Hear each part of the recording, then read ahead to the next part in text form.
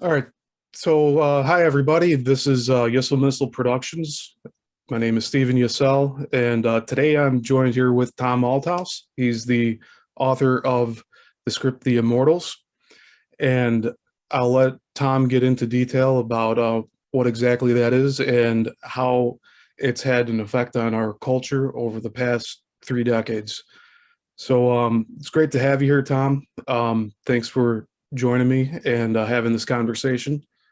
Um, I guess my first question for you would be, um, how did you come about starting putting the script together for the Immortals, and what were your influences and people that were surrounded by you at the time, and yeah, just how that all came together.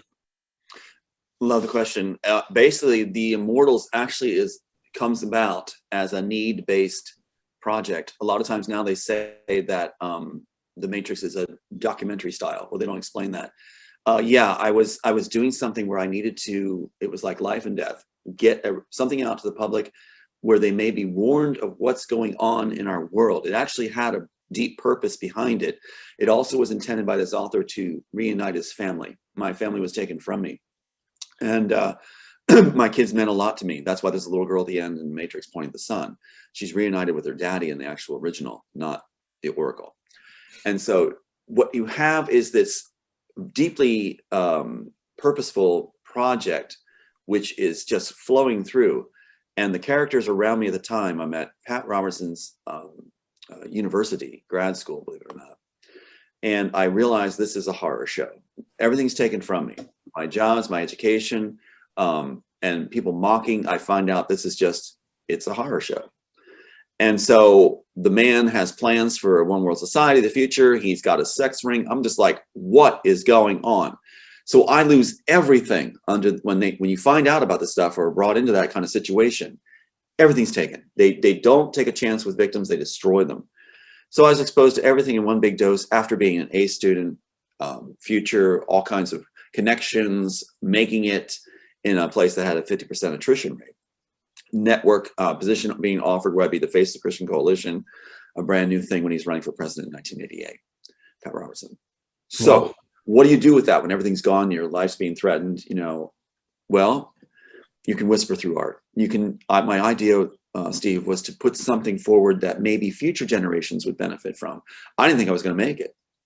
And so I thought, well, I'll just whisper through art, and this thing in the piece in the future will mean something to people. It'll explain this time to people, and maybe other families won't go through it and children will be helped too. So that was the purpose. Never thought that it would take off.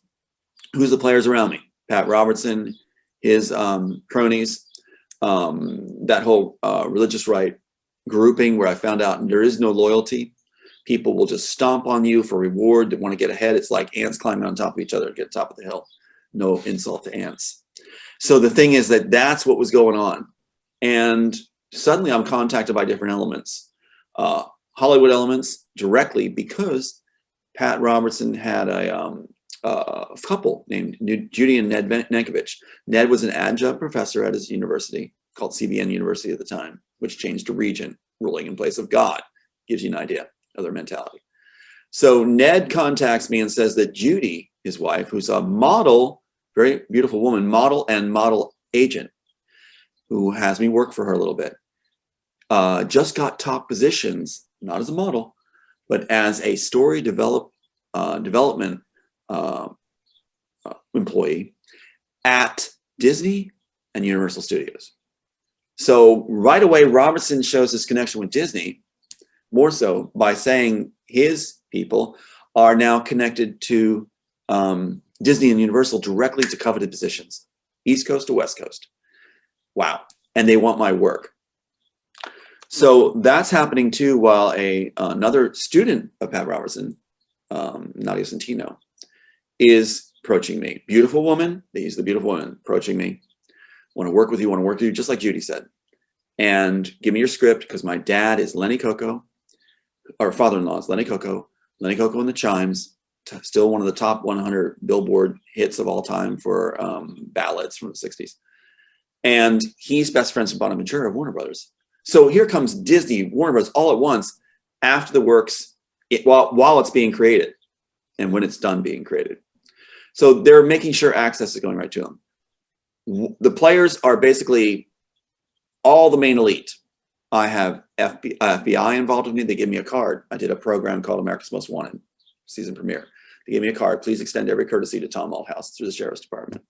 I've got Mafia contact me. When I lost everything at Pat Robertson's organization, Mafia stepped in. I am not kidding you. This story is like,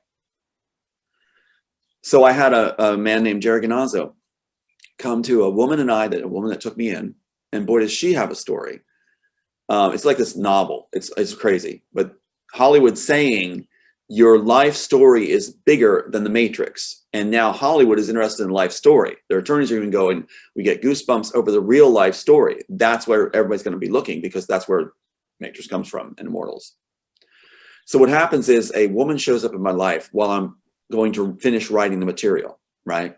Whispering through art, what's going on in a setting that's fictitious, but drawing all the elements of what I know Pat Robertson's planning in our world with elements of Disney and things. So I'm like, all right. So Otika Ball comes along. Who's Otika Ball?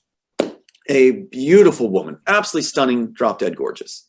Former Miss America runner-up Oklahoma, whose uncle is Senator David Boren, former senior Senator David Boren at the time. So she's also related, cousin is Paul Ryan. This family is the Republican Party.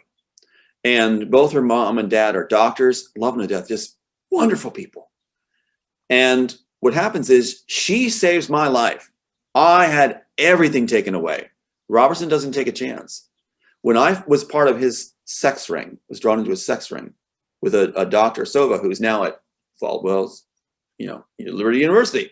Look at the staff of the communication department. It's a flaming obvious. And that's where Robertson sent him after they got too hot. So he's the one that took me on a trip, Sova, because I was being branded to be the face of Christian Coalition, top coveted position, Robertson's organization, before I write this material. And he takes me on this trip alone to DC in his motorhome. Don't bring any money. Don't worry about it. It's supposed to be a wonderful time to, quote, just have fun in the sex ring. And it's telling me about, Pat Robertson being the head of it, and that, it goes all the way to the top. And this other professor, Dr. Shield, who's a former Catholic priest, that he thought that I was his boy, and now I'm going to be his boy. I'm like, I don't want to be anybody's boy. I just want to do good work, and get make things happen. And so that whole trip was an absolute nightmare. And I lost everything because of that. That's the backstory. There's where the script is going to come from. What's going on? In fact, the first scene that I write is the interrogation scene. The first scene they film in The Matrix is the interrogation scene. In that first filming, just to jump ahead a second, the first thing they put in the interrogation scene, which is the first thing I was writing, is a graphic. And Wachowski said that anything in for a split second, or anything in the film is Andy and his alone, Andy and Larry. There's alone, the ones that claim they wrote it and directed and produced, along with Joel Silver. Susanna Bolgen, the art graphic designer, also said, that anything in for split seconds for the Wachowski's eyes only to keep the project interesting. They didn't even want to do the work. They needed it, as Larry said, a ladder to save their career. They mocked it on set, but they had the script in hand, the script right here in hand, while they had a storyboard lifting all the images they thought were cool. All those tabs there, that's just some of the images they lifted out of the work. All those tabs. And they wouldn't let anybody around them when they had the script in hand, correct? That's right. There's a 20-foot rule. Very good. The 20-foot rule is there for a reason. Why a 20-foot rule on a set? Yeah, that was the first and only time I've ever heard of that. Yeah. What, they have trouble breathing? They're a little claustrophobic? No, they don't want that script right here being seen. They don't want it being seen. And for those that, I expect everybody to be skeptical at first. Absolutely. Please be. That shows you got to create a thinking mind. There's the date right there on the bottom.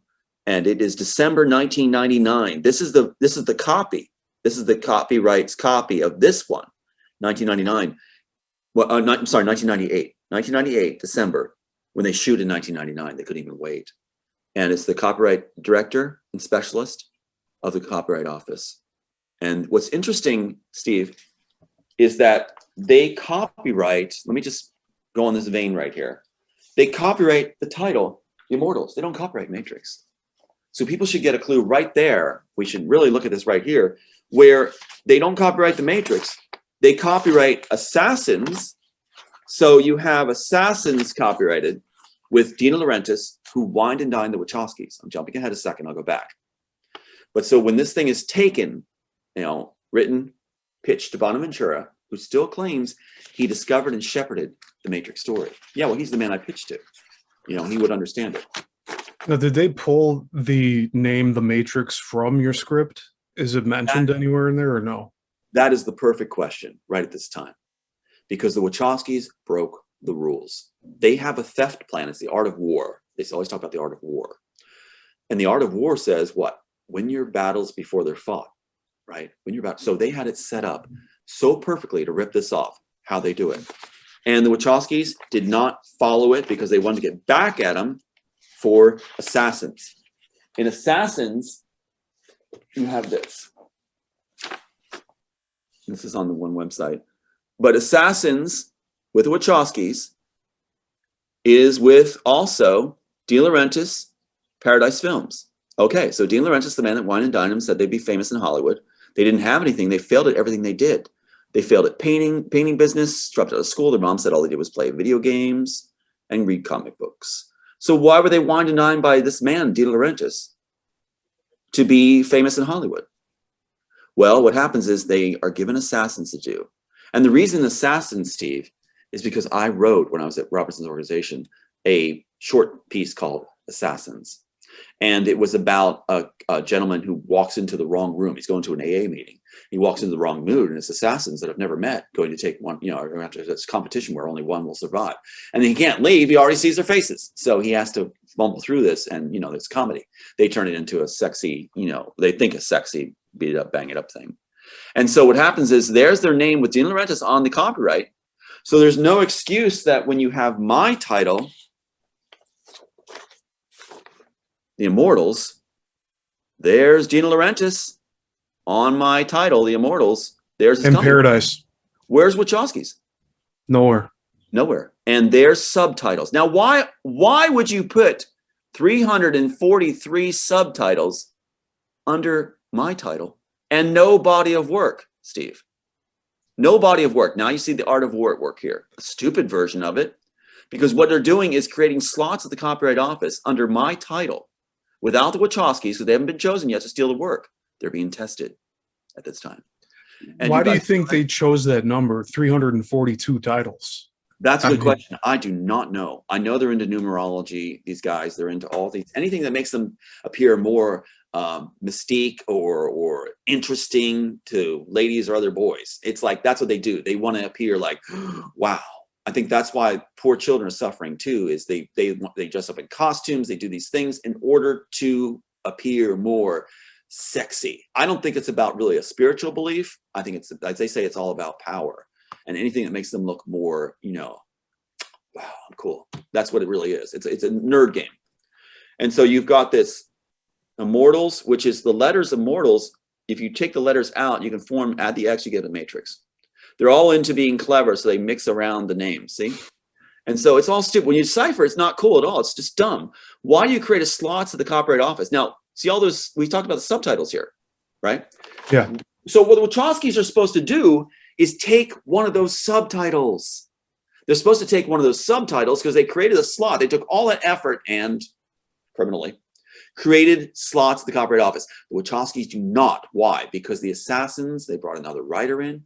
The Wachowskis were furious. They're not these fun-loving frat boys as they PR them to be. No, they're angry, bitter little people who are, get furious if anybody, if you watch the interview with Bound online on YouTube, they have the Bound. Yeah, I've seen it. Yeah. Yeah, you see how they really think and talk, and you also see that arrogance. Like everybody thinks they can talk to us and tell us what to do. Yeah, that's them. That's them. So what happens is they are replaced with another writer to finish it because they can't write. In fact, in 1995, after that, they're asked in an article, what are you going to do next? And they say, we're going to do Plastic Man or Carnivore. The only two pieces they actually had coming into this. Plastic Man about a man who defecates radioactive material, and Carnivore about somebody who eats rich people. Nobody wanted it. Nobody wants it still. Even after all their success off of my work, they're still peddling those pieces nobody wants. That's unusual. And so that was really, really bad. They said in a 1995 article, what's next?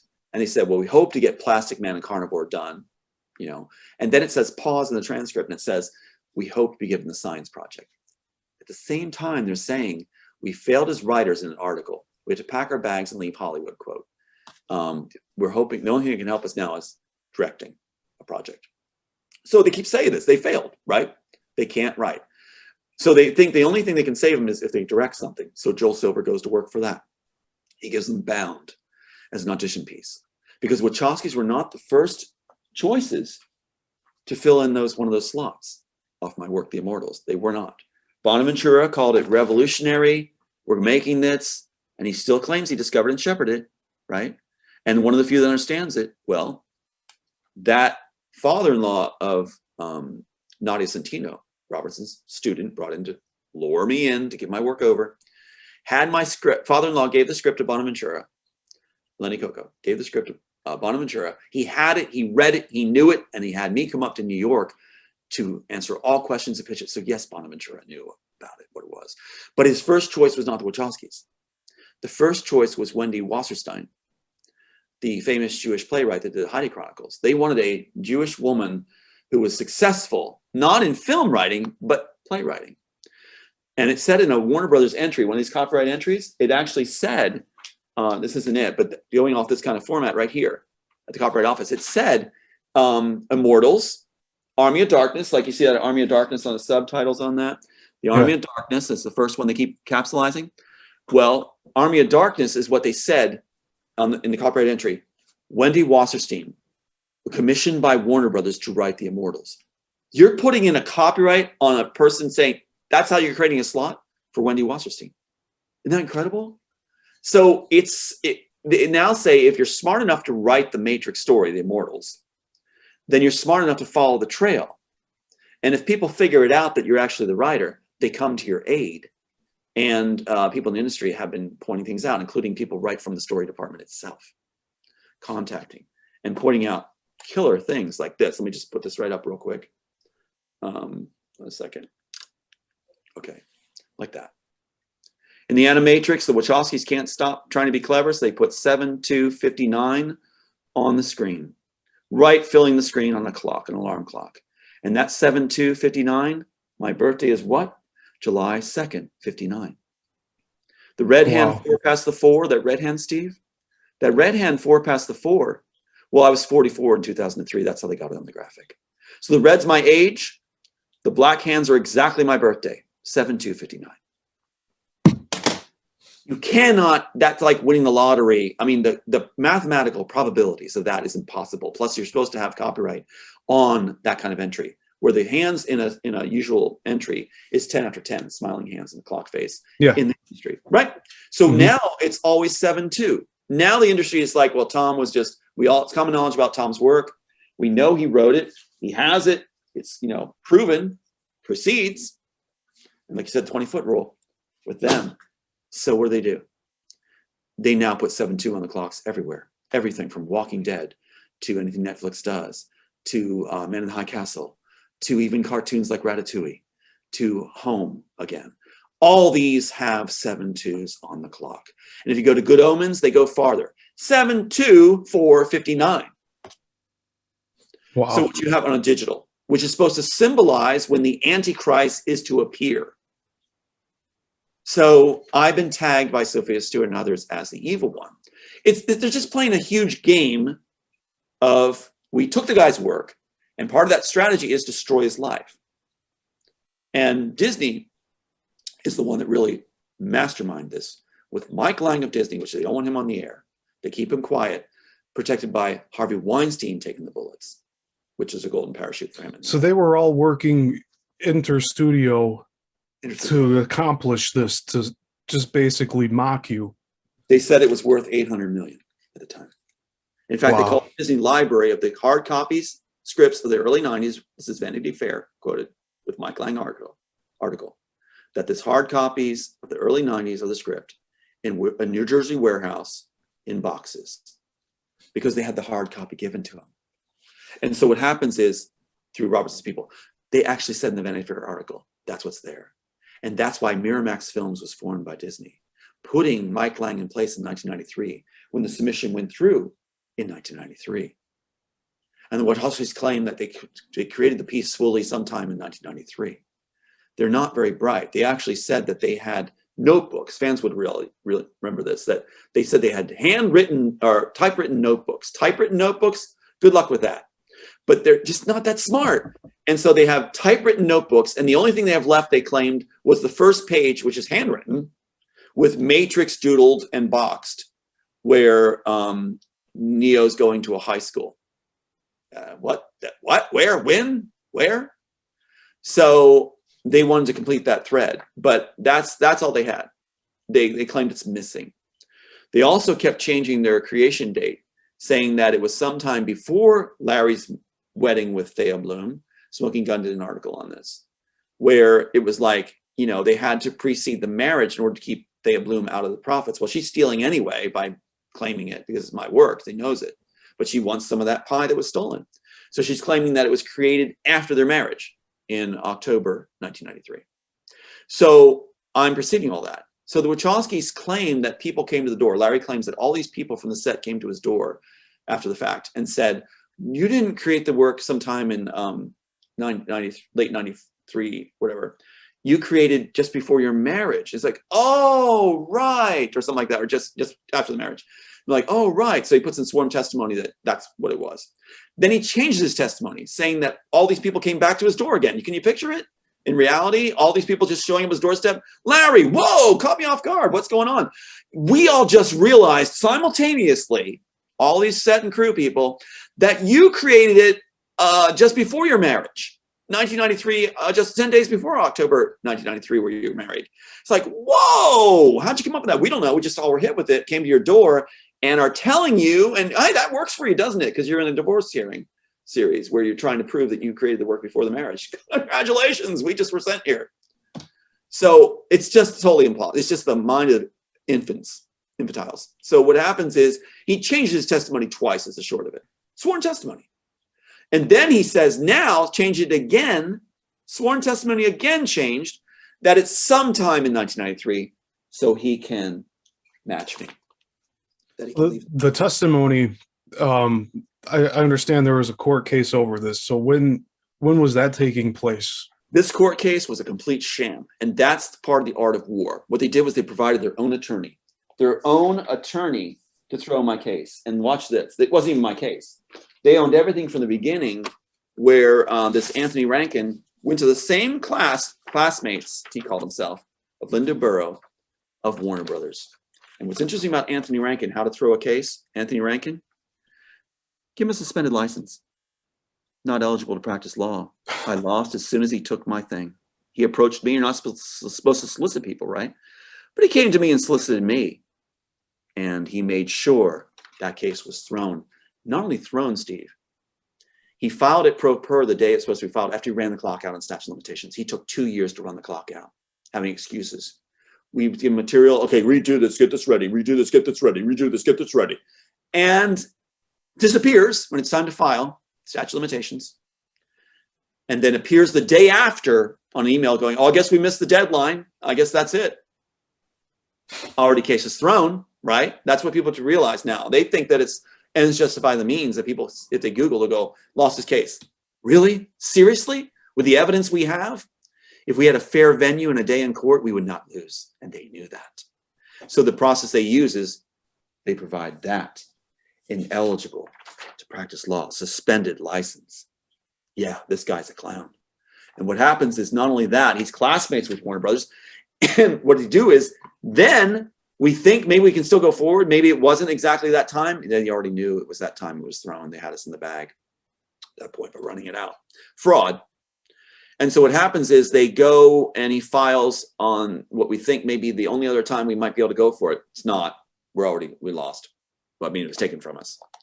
Other firms wanting to do it, but Rankin kept saying, I'm the one, I'm going to put 100,000 in on for you. It's con game. And so not only that, but they had a woman playing with him, a woman with a criminal record named Becca Northcutt at the time. She had a criminal record, had been incarcerated in jail, multiple warrants on her. And she's the one that comes to me and is mirroring me, honeypot wife, wants to marry me.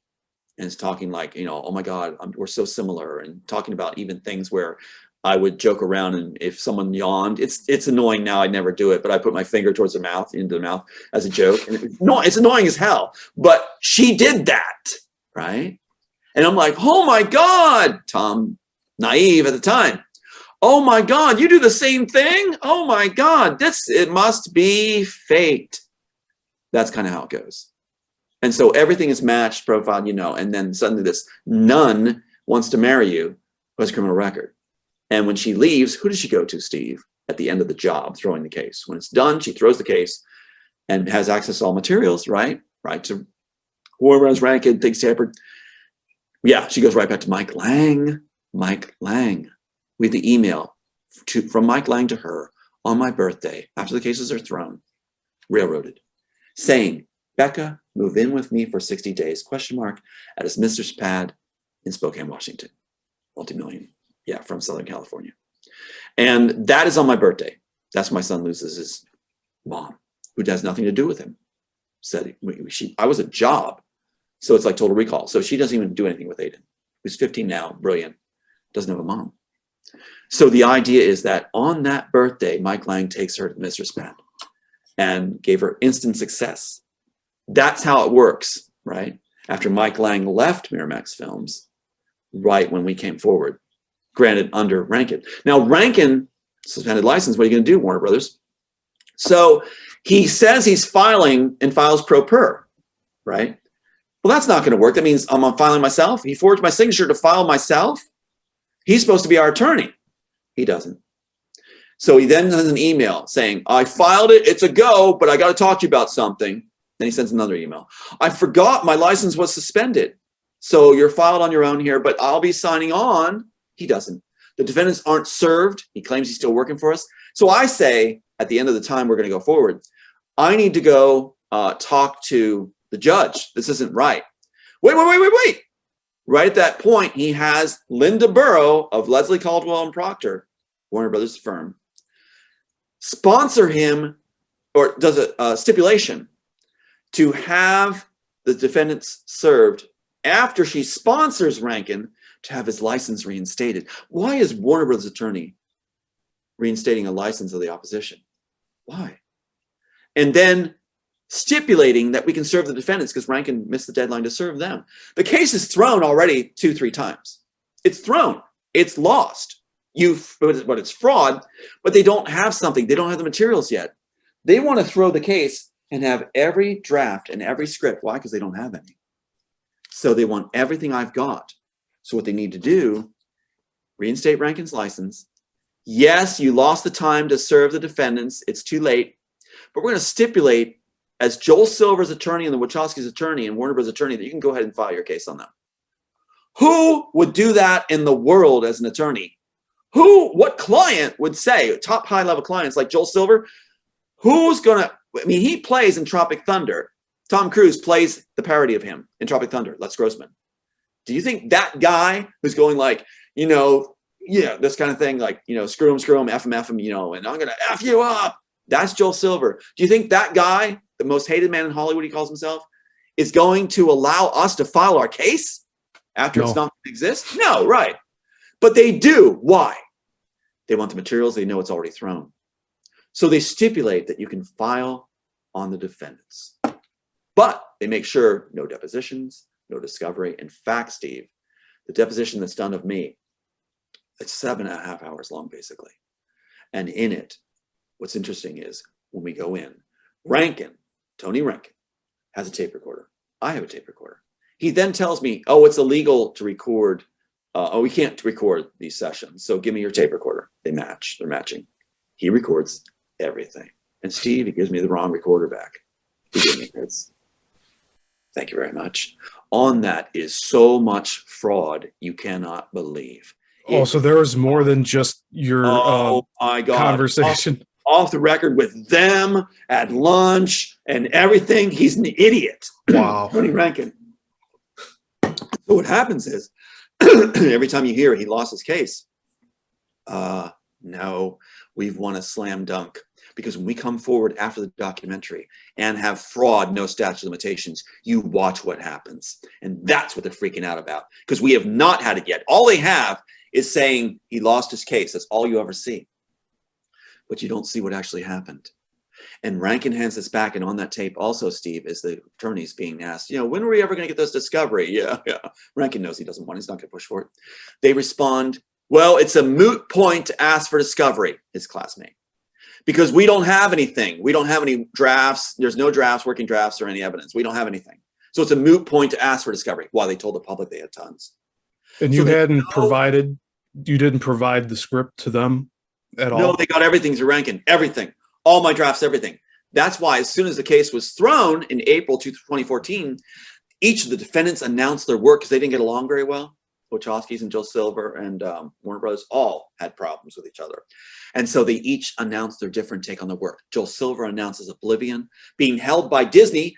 Only one that's being bidded is Joe Silver. And they had a novel as a cover story. They were writing a novel to be like, this is the source work, not Tom's work, but this source work here. They stopped the novel and said, we'll never finish it. They don't need it now as plausible source work to counter me. So they announced Oblivion. Joe Silver holds on to it. Lead characters' names, Julie and Jack. Julie and Jack are my brother and sister that sold out to Warner Brothers and Disney. And in it, you have the pods, the identical figures at the end. You've got the little girl pointing to the son, the man, at the end, or daddy, all that stuff. It's all there. All there. So Joe Silver gets that. The take for Wachowskis, they actually announced in 2014, April 2014, they announced it's too big to write down, but we just got $1 million deal with Netflix for Sense8. It's too big to write down. You got $1 million for not writing anything down. Right in the week that you just had the case thrown, where you had all of this in hand and all my notes. Wow. What did Warner Brothers do? Warner Brothers bailed out Sony for The Great Gatsby. Way over budget. Nobody would help them. Sony steps in. We'll help you, Sony. The one from 2013? Right, DiCaprio. So what happens is Warner Bros. Steps in to bail out Sony. Nobody would. We'll help you, Sony. So Great Gatsby saved by Warner Brothers. Yay! Right in time for 2014, where Greg Silverman, who is the prodigy of Joel Silver, and where did Robinoff go? Robinoff was the one that butted heads with Joel Silver. On this overthrow, since the case is being thrown, Joel Silver takes kinship of Warner Brothers. He's the king, the star, after the biggest shakeup in Warner Brothers, because this case was thrown. Warner Bros. Joel Silver gets all the power. He puts Greg Silverman in place. Robinoff sent to China. I kid you not. China for a 30-film deal. In China, I think it is. And so it shows you how international relationships are not what you think. It's a billionaires club. It's not a war going on between nations. It's a billionaires club. It's one big yacht to them, this world. And they just play this game with the public to distract with wars and stuff. No, they love each other. They're trading drinks and cigars all the time. Think of the Bushes with the Arabs. So what you got is you've got Warner Brothers then going, Greg Silverman's now vice president, whatever, of productions. And so what happens is Greg Silverman announces Elysium. There's my work again taken. The other defendant, Warner Brothers. They get to free stock it with my notes, everything, and they do probably close to the best job of it. But Elysium, what do you have? You got Blumcroft, or what his name is, from District 9, who loved the work, he said. He said writing's like pulling teeth for him. But he loves the work because he loves the scene from this screenplay where you've got the barbed wire with the train station scene and the people peering through where they can't be in the elite area and held back and all this stuff. He loves that scene so much that he wants to do this project, right? Doesn't like to write. And so he does where you have the jack in the neck, glass, a little piece of glass is used to cut out the bad guy's neck answer from the back, as in mine. It's adapted to him, as in mine. So we can get to the elite section, which is in mine, to download the thing to save the people, which is in mine. And it just goes on and on. Little girl, even has the little girl scene where the little girl her mom is being sexually assaulted basically by the bad villain slowly in front of the little girl, as in mine. So on and on it goes while they overblow it, mocking it. The thing that's put on the back of the neck, the adaptation of the Smith character in mine, whatever, to Neo, They use a big box on the back to mock it. Who puts a big box on the back of your neck if you're going covert? Because they want to just go big on everything. Everything's in there, Steve. Everything's in there. Even the part where they're looking for the main baddie or our guy, and he's got the adaption going on where he reads as that signature of that person he took from, right? Still on his identity. And so the pods are seeing that it reads out as somebody else. They go away. That's in mine. So Elysium, Sense8, Oblivion, all ripped off at the same time. The defendants couldn't wait because they knew they had it in the bag. I would never be able to surface again. That's why they stipulated that we could serve the defendants. Why would they went forward with those projects immediately after this case was dropped. That's right, with everything they were lusting after, they wanted so badly to put in. That was the ideas that were new. What did the Wachowskis do? How they lift it off? How did they lift this work up? They took every scene they thought was cool. Their minds are not that bright, so they take every scene they think is cool, lift it, shuffle it around. So they used them as prompts. They've been using your script as prompts this whole time. Thank you. Making it up on set as they go along. Now with Matrix 4, they finally admitted it. They finally admitted another writer was involved. They claim their excuse is, I've been saying it all along, their excuse is, well, Writers Guild only allows us 2 writers listed. No, you've had this writer all along, finally stepping forward for his glory in Matrix 4. And then admitting they're making it up as they go along. Who does that, Steve? Who does that with union wages on a set? Millions and millions invested. Who makes it up as they go along? Joel Silver in 2003 is quoted in an article saying, "We hope it ties together when we watch the rushes." You know, that would never pass. Like in the real world, well, like this is, I mean, they're in a special club, like you said. But like when I was at Columbia College Chicago, you had to have a script before you got the cast and crew together. Right. And a lot of the time, the cast and crew wanted to read the script before you went into production. So that's why they made the storyboard. You're right. That's why they made the storyboard. What was Matt Damon shown? They made the graphic novel, right? Or they took the storyboards and they... What they do is they make the storyboard of lifted images, and they show that. Yeah, that's right, graphic novel. They show that to the actors. They're not showing a script. Wow. First of all, the Wachowskis and the others on the teams are too lazy to write it down. First of all, it's not their... Second of all, it's not their work, so they're not interested in writing it down. So they just lift the images they think are cool. They want credit for those images. That's how, when you watch The Immortals, we make it the way it's supposed to be after the documentary. You're going to see all these scenes like Jack the Neck, Liquid Mirrors, all that stuff that were lifted out of context. And you put it back. Now, keep in mind this too. The Wachowskis claim that on Matrix 3, on set, they claim, quote, everybody said to blow up the Matrix. Why is there a debate on how to end it if you had it written as one? Yeah, if it's your story, why is it debate? Yeah, exactly. Already tight and true and proven, right? Tested. But no, they're claiming everybody said to blow up. They didn't. They didn't blow it up. What they did was they kept my exact ending, Steve. The exact ending. Which doesn't make a lot of sense when watching it. Not at all. Especially it does with that Sati character, the daughter. I mean, it seemed like it came out of nowhere when I first watched it, and I mean, I've watched it plenty of times since. But yeah, it just seems so out of place, and especially at the end, it just why is this person here? Why is right. Like it's just all of a sudden everybody's back there and there's no explanation. It's right. It's poor piecing together of the story. Well, you know where the little girl actually comes from. On their fan site, they said this for the little girl. They said, little girl train station is just a subplot. Really? Where's the explanation? That doesn't tell us anything. And they said, let audiences figure it out for themselves. What really is the little girl matters. Little girl is so important. And I kept saying that. The little girl represents my daughter that was taken from me with my sons being killed. The little girl is integral to a satisfying ending. If you put the relationship back in where Neo has a daughter, that's why the little girl is so important at the end. The little girl at the end is his daughter restored to him.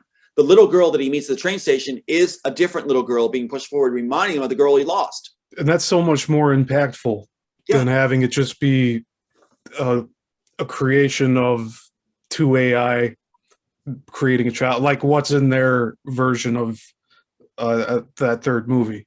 That's right. See, they thought in the ripped off version that when they ripped it off with the script in hand and the storyboard, they thought that saying the little girls in the end would somehow make it magically work because the ending's powerful in the Immortals. In this one, yeah, the little girl, the thing works. The little girl at the end, it's powerful, right? And you have the scene that Christopher Nolan used. Remember, Judy Nankovich went to Universal Studios? That's where Christopher Nolan is. Christopher Nolan was told in writing school that he'd never make it as a writer. He went tries to do something else, you're never going to make it. So he ends up at Universal Studios in charge of the Star Trek situation and all that stuff. And he does Interstellar. And Interstellar, they finally rip off the great scene from this where the little girl all ties in and that Wachowski didn't use. So he uses it for his, and he ruined it. He had the little girl aged with the daddy coming back and he's not aged and she doesn't care. And she's just like nonchalant with family around. Oh yeah, whatever. That's not a scene, Christopher Nolan. That's not a scene. You lifted the image. Okay. You're going to take credit for doing it first. Well, it's copyrighted. You didn't get that one. Incidentally, Rankin was telling me he blew it again, not just handing me the wrong tape recorder back. They picked a real crackhead. Because what happened was he also told me that your copyright is going to have 8 pages of scribbled notes in it. Your copyright isn't going to have this. It's going to have 8-page scribbled notes. He's bragging. So I contacted the copyright office right away. Didn't even tell the honeypot wife. I knew something was wrong. And I ordered this. 128 pages with everything in it. Thank you, Rankin, for bragging. Bragging is what they do. And they altered my poor man's patent, which is what you mail to yourself to show that it was created at a certain time as a stamped postal stamp on it. Leave it sealed. They opened it. They had Rankin open it without me knowing it and claims that he didn't do it, right? They took out everything and put 8 pages of scribbled notes in it. The problem is James Boyd of Norfolk submitted the material, script, music, everything, story treatment, preceding the poor man's patent's creation. So if there's a script in James Boyd's submission, and later you have a poor man's patent with 8 pages of scribbled notes that you've altered, doesn't make much sense. So here, James Boyd, submit my work. Yeah, I got a script. Story treatment. Pages of, yeah. Here it all is. In it goes to 4000 Warner Bros. Lane, and he has the tracking number, receipt, for letter, packet, everything, even the music. And what happens? They try to get around this by having Rankin call me and say, I talked to James Boyd. He has nothing. He doesn't have anything, so you don't have a case. He doesn't have anything. He's arguing for Warner Brothers. I contact James Boyd. He had everything. He sent it to me, including affidavit and everything. He had everything from 1993, June 25th, 1993. He had it all. So Rankin lied his ass off to try to get everything shut down for Warner Brothers, his classmates. And how did Rankin and Linda Burrow from Caldwell, Leslie and Proctor meet? Disney World. What happened was before we filed a case, right? And keep in mind, the honeypot wife, Becca Northcutt, her landlord was Anthony Rankin before she came in my world. Tony Rankin was her landlord. Didn't tell me that piece of information. Didn't tell me about having a criminal record. Didn't tell me about incarcerated in jail. So the deal was play Tom on a long con. If you have a kid, oops, well, don't do anything with him. Say he didn't exist. And then at the end of throwing this whole thing, we'll shoot our things out there and you'll get instant success in Spokane, Washington from Southern California, Mike Lang. I have a question. Is David S. Goyer involved with any of these people as well? I think the writer of The Dark Knight for Christopher Nolan. That would mean he would know what's going on. Christopher wouldn't keep it quiet. He's very loud. So he wouldn't with his people. They brag. So he would know exactly what's going on, just like Keanu Reeves knows. He knows what's going on. Wow. Yeah, and I remember hearing you say about Keanu was interested in making the Immortals with you shortly before they put in the Matrix 4 into production. Yeah, he had this in hand. He knew this. Now, he was allowed to be exempt from the 20-foot rule because he was going to be allowed to be a producer. That's how they bought him in the end. No, so the thing is that he knows exactly what's going on.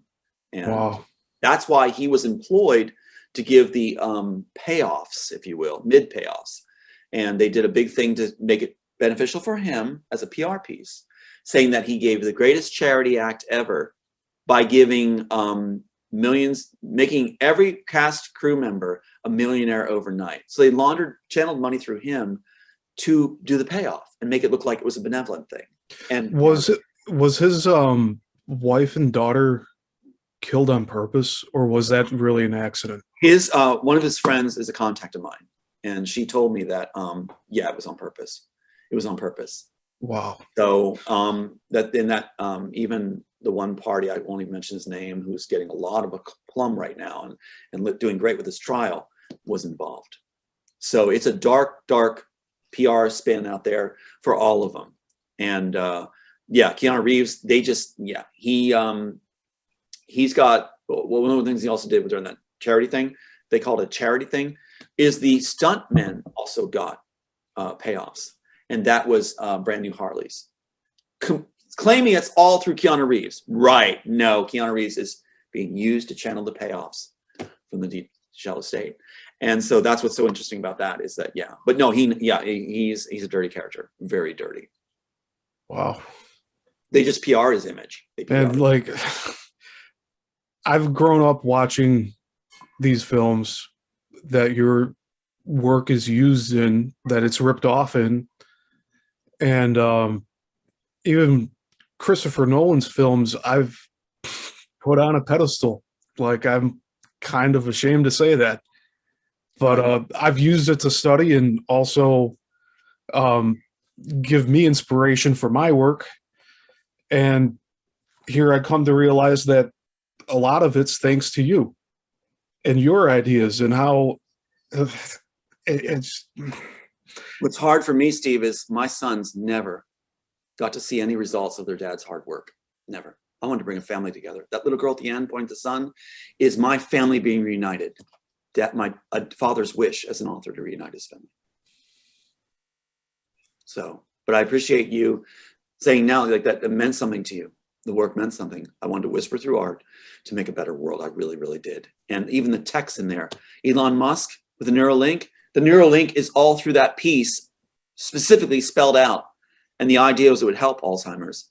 When he sees his little girl in the hospital, when Neo character sees his little girl in the hospital, she's got Alzheimer's and is aged 76 years old. He last saw her as a 6-year-old. The idea is that he comes and sees her. He's not supposed to. And she's saying, a man pulled me out of the fire, Daddy. A man pulled me out of the fire. We think it's a Smith agent that saved his daughter way back when he was assimilated into the program. And it's not. We find out at the end, that's why the awe moment for the audience is where they go, oh, now I get it, is that she points to a Christ figure. They just have it as the son. But she points to him and she knows she says, that's the man that carried me out of the fire. It wasn't the Smith. We thought all along the Smith did something good as an audience. And that's the moment where the audience goes, oh, now I get it. Right? That's what's supposed to happen. Identical figures facing off the end. The architect's son with Christ. Wow. Oh, yeah. So the Smith character, the way that it's portrayed in the 3 Matrix films, how far does that deviate from your work in terms of how, like, becoming sentient and wanting to break out and not understanding like human emotions and all that? That's a great question. First of all, listen to this. Joel Silver got it wrong. In the meeting, there's a meeting recorded in an article. And keep me on track on this one because there's multiple facets to this I need to answer with together as a package. Joel Silver at the pitch session when the Wachowskis are supposed to prove themselves they can write or direct or write, the suits sit down and go, we know we have something really cool here, but we don't know what it is. So that's my work. Even then, they didn't understand it. They don't have the original author. Bonaventura feels he understands it, but he wants to be apart from it and cash in from a distance because he knows he stole it. So what happens is, it broke his promise about submitting it. So what happens is you have the Wachowskis unable to explain them. They get upset. One is called to the phone and screaming, they can't do that. It's in the article. Apparently they're considering the real author still.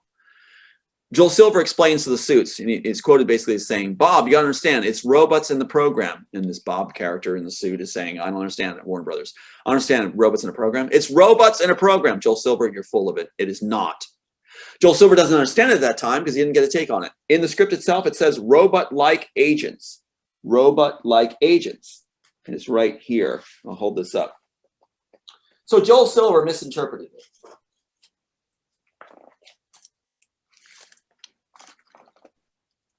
Right there. Robot-like agents, Joel Silver, not robots in the program.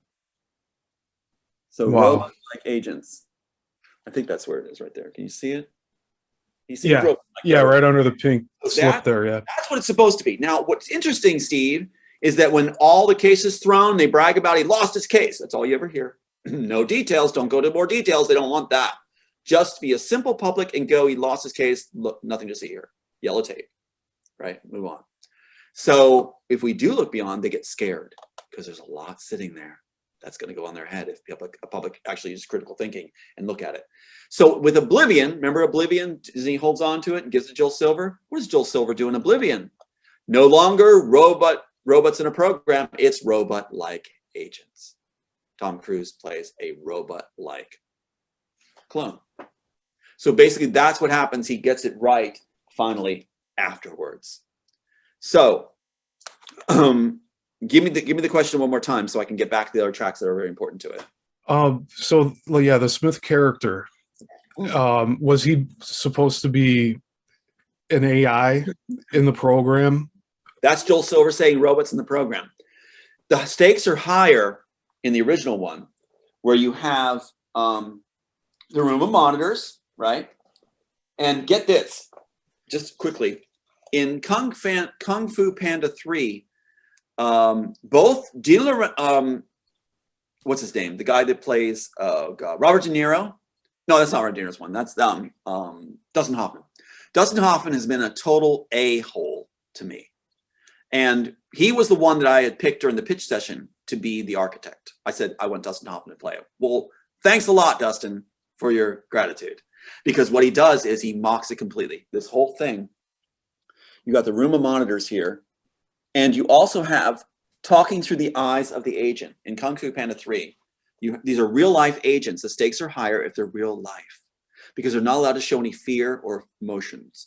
If they do, they're terminated immediately by being observed from the room of monitors. See?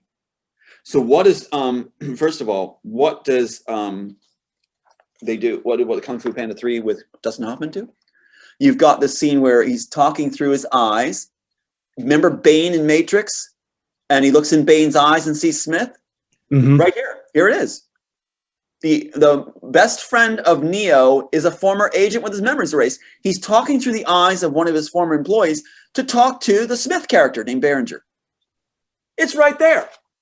So in Kung Fu Panda 3, they have a scene that means nothing. They spend all this money on a scene where you have it going on and on and on and on. And it's all about talking through the eyes. In Kung Fu Panda 3. Oh, wow. With Dustin Hoffman mocking it. That's not just as far as they go. In Meet the Fockers, right? What does Dustin Hoffman do along with Robert De Niro? When I pitched this, and I'll go back to your question. When I pitched this to Bonaventura, he said, what do you think about Robert De Niro being your Neo, your main character? I said, I'm not against it. He said, who else do you see in your cast? I said, Dustin Hoffman for the architect. All right, you ready? So in Meet the Fockers, you have Robert De Niro and Dustin Hoffman. Dustin Hoffman plays that he only has one ball. Why? One testicle. Why? Because Hitler only had one testicle and he's being cast to play the architect. The architect's Hitler. As our boss, wow. of course. Yeah. Why Robert De Niro? Because Robert De Niro is who they pitched. He was in town, they said. Bonaventura said, how about him for the lead? So what does Robert De Niro play? Captain Jack. My dad's rank, my dad's name. Who's he married to? Diane. Jack is my brother, also married to Diane, who is related to Spielberg's, cousin to Spielberg's Ben Burt, main man Ben Burt. Kind of a pun there on Rain Man. Wow. But the thing is, like, that is how bad. And then what does Spielberg do to mock me even further? Spielberg is one of the worst in this, along with Disney, that wanted to destroy and capitalize off of this work. Do you have share screen? Yeah, let me get that going for you. Okay.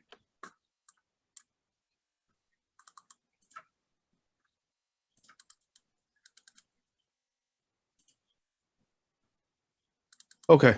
Yeah, you should be able to go. All right, let me get on there. So keep in mind, Spielberg did all that, right? And we're going to go to share. Okay, this graphic before you right now is Spielberg again. Spielberg again in Minority Report. Tom Cruise again. Tom Cruise, Minority Report. Tom Cruise plays Captain John Anderton. Captain. My dad's, what was Robert De Niro playing? Captain Jack. My dad's birth name is John. He goes by the name Jack. So Captain John Anderton, my dad's official name and rank in the Navy. Anderton is the spinoff of Anderson with T for Tom. Anderson, another little further joke by, they all try to be clever. And Anderson is our Scottish clan name. So Captain John Anderton. What is Tom Cruise's character going to be put away for? What's the pre-crime? That his son has been murdered, so he's going to commit murder. So that's a 302. He's going to commit a 302. That's what I keep getting hauled off on, 302 claims, that I'm going to murder my son. So what is the son's name that Captain, my dad's rank and name and our Scottish clan name is going to, why he's going to commit murder? Sean. What happens after 2002 when Spielberg makes this graphic? My son Sean is murdered. And I'm told he's murdered. And they try 302s to put me away, just as Spielberg predicts here. Exactly. Can you get more better than that? Let's look at the graphic here real quick. Upside down for a split second. See how the page is turning in the corner?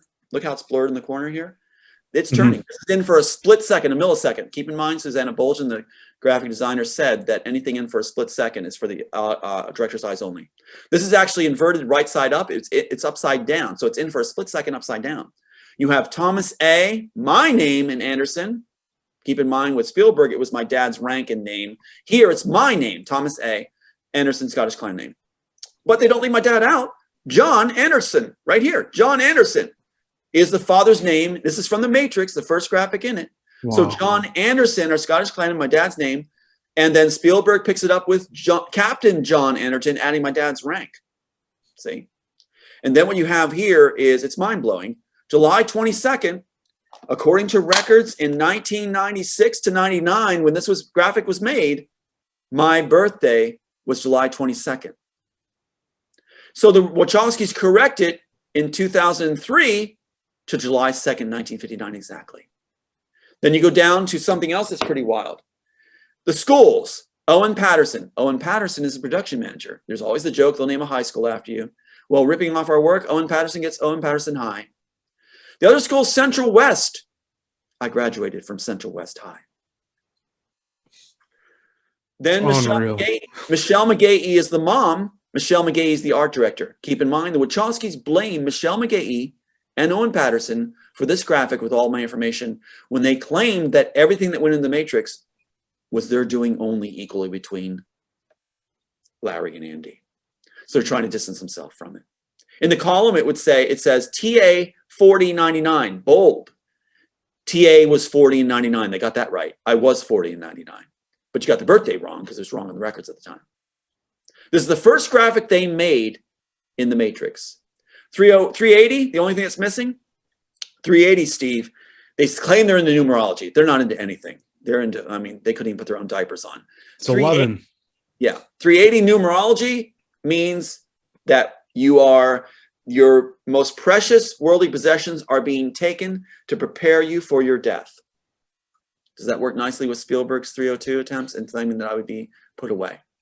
Here's my license, 7/2/59. 7/2/59. And look at the clock. Yeah, that's intentional. And there's the age there too. Okay, leaving share screen. Wow. We've got them. All they have is saying you lost your case. If people are smart enough, many are, to look beyond that talking point and realize what actually happened in the courts, there was no case. There was no due process. There was no chance in court. It was a railroad job with everything placed like the art of war that they can say, nothing to see here. In fact, the judge that was put in place that was handpicked for this was Gary Klausner. Gary Klausner was appointed, the first appointee by former President Bush, by Pat Robertson's, he's called his dream team. Newsweek called it Bush's dream team. The Law and Justice Center with Jay Sekulow put Gary Klausner in place. Why? Robertson says, Steve, so he won't be a second-class citizen. So conservative decisions will be made, which means decisions he wants, regardless of evidence. In MSJ's, motions for summary judgment, whereas if any piece of evidence is there, you're supposed to proceed. I think we saw some evidence, but they just simply say, nothing here. Nothing here. Throw it. Wow.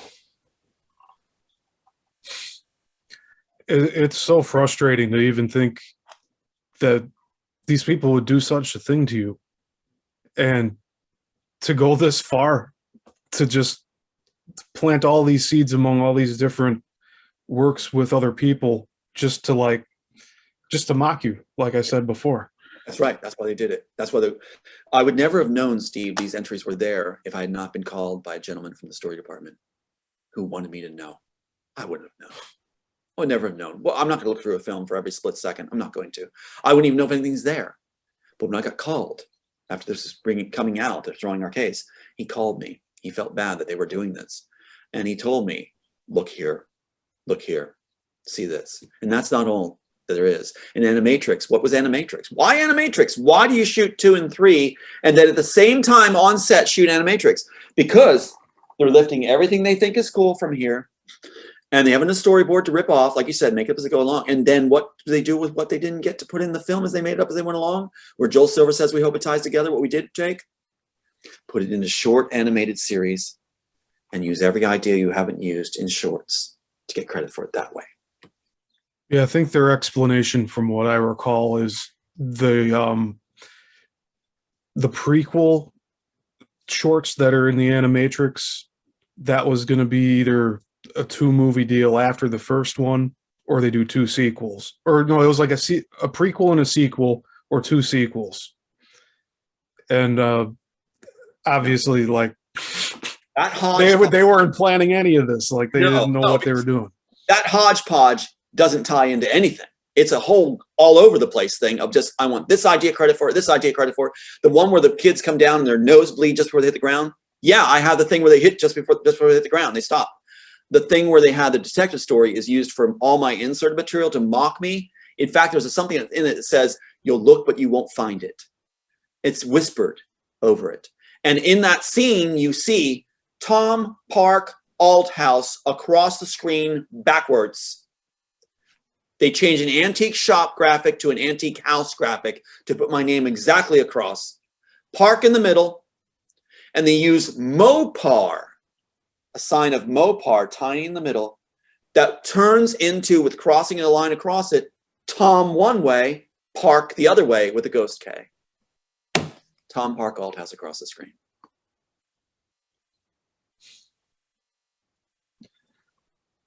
Wow. I never finished your question where we were talking about the, what was it? The little girl? Yeah. The Smith transvert, the transgen. The Smith too. Yeah, with the AI, if he was supposed to be in program only, or if he was. He's supposed to be a real life person within the program, and he's the one that is brought to Neo counterpart to offer him the program after he's brought out as the pods, right? The pods too, and he's being told that, you know, I'm to orientate you to your new life. He hates them. And just before he entered the pods, Neo was told by his best friend popping up the back, becomes the Morpheus, that his house had been firebombed, his family's dead, what's going on? Because he's got the jack thing on the back of the neck from the interrogation scene, he pushes his best friend out and says, you know, stay away from my family. He rejects his best friend, which comes back to haunt him later. They didn't include the scene that haunts him later, but I think it's really cool. And so what happens is you have this situation where, first of all, one tangent of this, I think it's pretty cool, is in the future when he's brought back, orientated by Smith, his best friend has been a former agent. His best friend says that he still has, even though his memories have been erased, he still has residues of memories of what happened to killing children, and that it haunts him. Enter Josh Whedon, who wanted a piece of the pie, who came into Universal Studios to save Waterworld, the project, over budget again. And this seems to be the go-to thing, save, get in there with credit. And so Josh Whedon had my script because Keith Wester, the sound guy in charge of sound, had my script. He wanted to see it. And so here comes Josh Whedon, and after that he does Dollhouse, where the memories are erased, but they still have the thing. And Josh Whedon in his courses even says he lifts material. Everybody does, he says. Wow. So what you have is, it's just one big den of thieves. And so, yeah, they don't have brains. So I remember you mentioning in an earlier interview that you didn't have the pods acting as a energy generator for No. the machines. Absolutely not. The field of pods, they remember how they, like you said, they look at the images they think are cool. Mhm. Then they stick in what they're familiar with, like the ghost from the train man from Ghost and Alice in Wonderland. As they make it up as they go along, they stick these things in. So the pods originally were supposed to be the architect bringing back his top 100, but making sure it's safe by testing on test subjects called secondaries who match his top 100 physically. So one by one, they're brought back writhing in pain, spewing and all this kind of stuff. And they keep that idea. They keep it. But to justify what they do, they say it's about power, right? Getting power and hold up a battery. That's to mock. Obviously, that's to mock. I'd be surprised if audiences didn't realize that's a mocking thing. Who's going to hold up a battery? Why would Morpheus go, here's a battery? That, you know, that strike you? Stupid. It's dumb. It's juvenile. But the thing is, like, look at that. Battery power, like I said, you can hook up bovines and get more power without dealing with, you know, free will so much, right? For animal lovers, I'm going to say so much. Rather than humans. Get more power off the engine of a cow. It's got a bigger heart. Boom, boom, boom. There's your piston engine. You don't need humans. That's stupid. Yeah, that really doesn't make sense at this point. It was Like, all why? part of the mockery. Yeah, it was all part of the mockery. And they ruined it. The reason those field of pods there in the original, it also sets up for the whole thing where the solution balance the equation, what's at stake. Now, keep in mind that in the field of pods, you have this thing used to redundancy. It makes me sick every time I see it. It's in Game of Thrones. It's in Walking Dead. It's in all these guys just keep using it. Avatar, the ripoff by Cameron of the poor people that actually did Avatar. They use my stuff mixed in too, but it's not the fault of Avatar people. It's James Cameron. But you have this all the time. Watch this. See if this is familiar. Stupid freaking thing that I have in mind that was to be a one-shot deal. The architect comes back to life. You zoom in and the eyes open. They are babies. I see it everywhere. Yeah. They're babies in Hollywood. They just keep rehashing everything because they don't think there's anything new.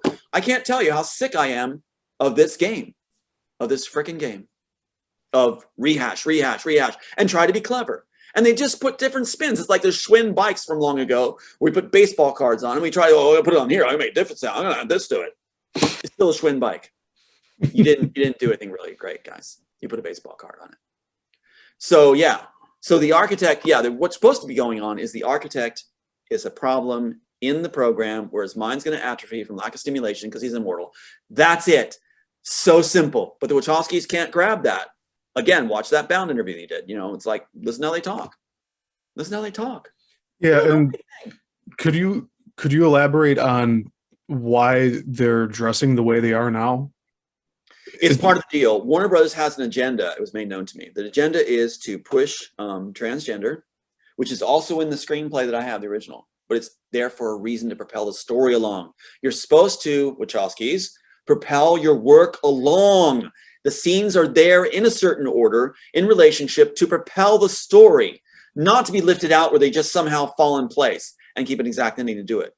So transgender and also the idea Warner Bros. Is pushing to get away with their crimes and all their buddies in Hollywood to get away with their crimes is the idea that we're all dark, we're all evil at our core, and only the honest ones are coming forward admitting that. And our children, everybody's supposed to realize that we're all dark and evil. And of course, if you do steal from each other, then you're just following the laws of nature.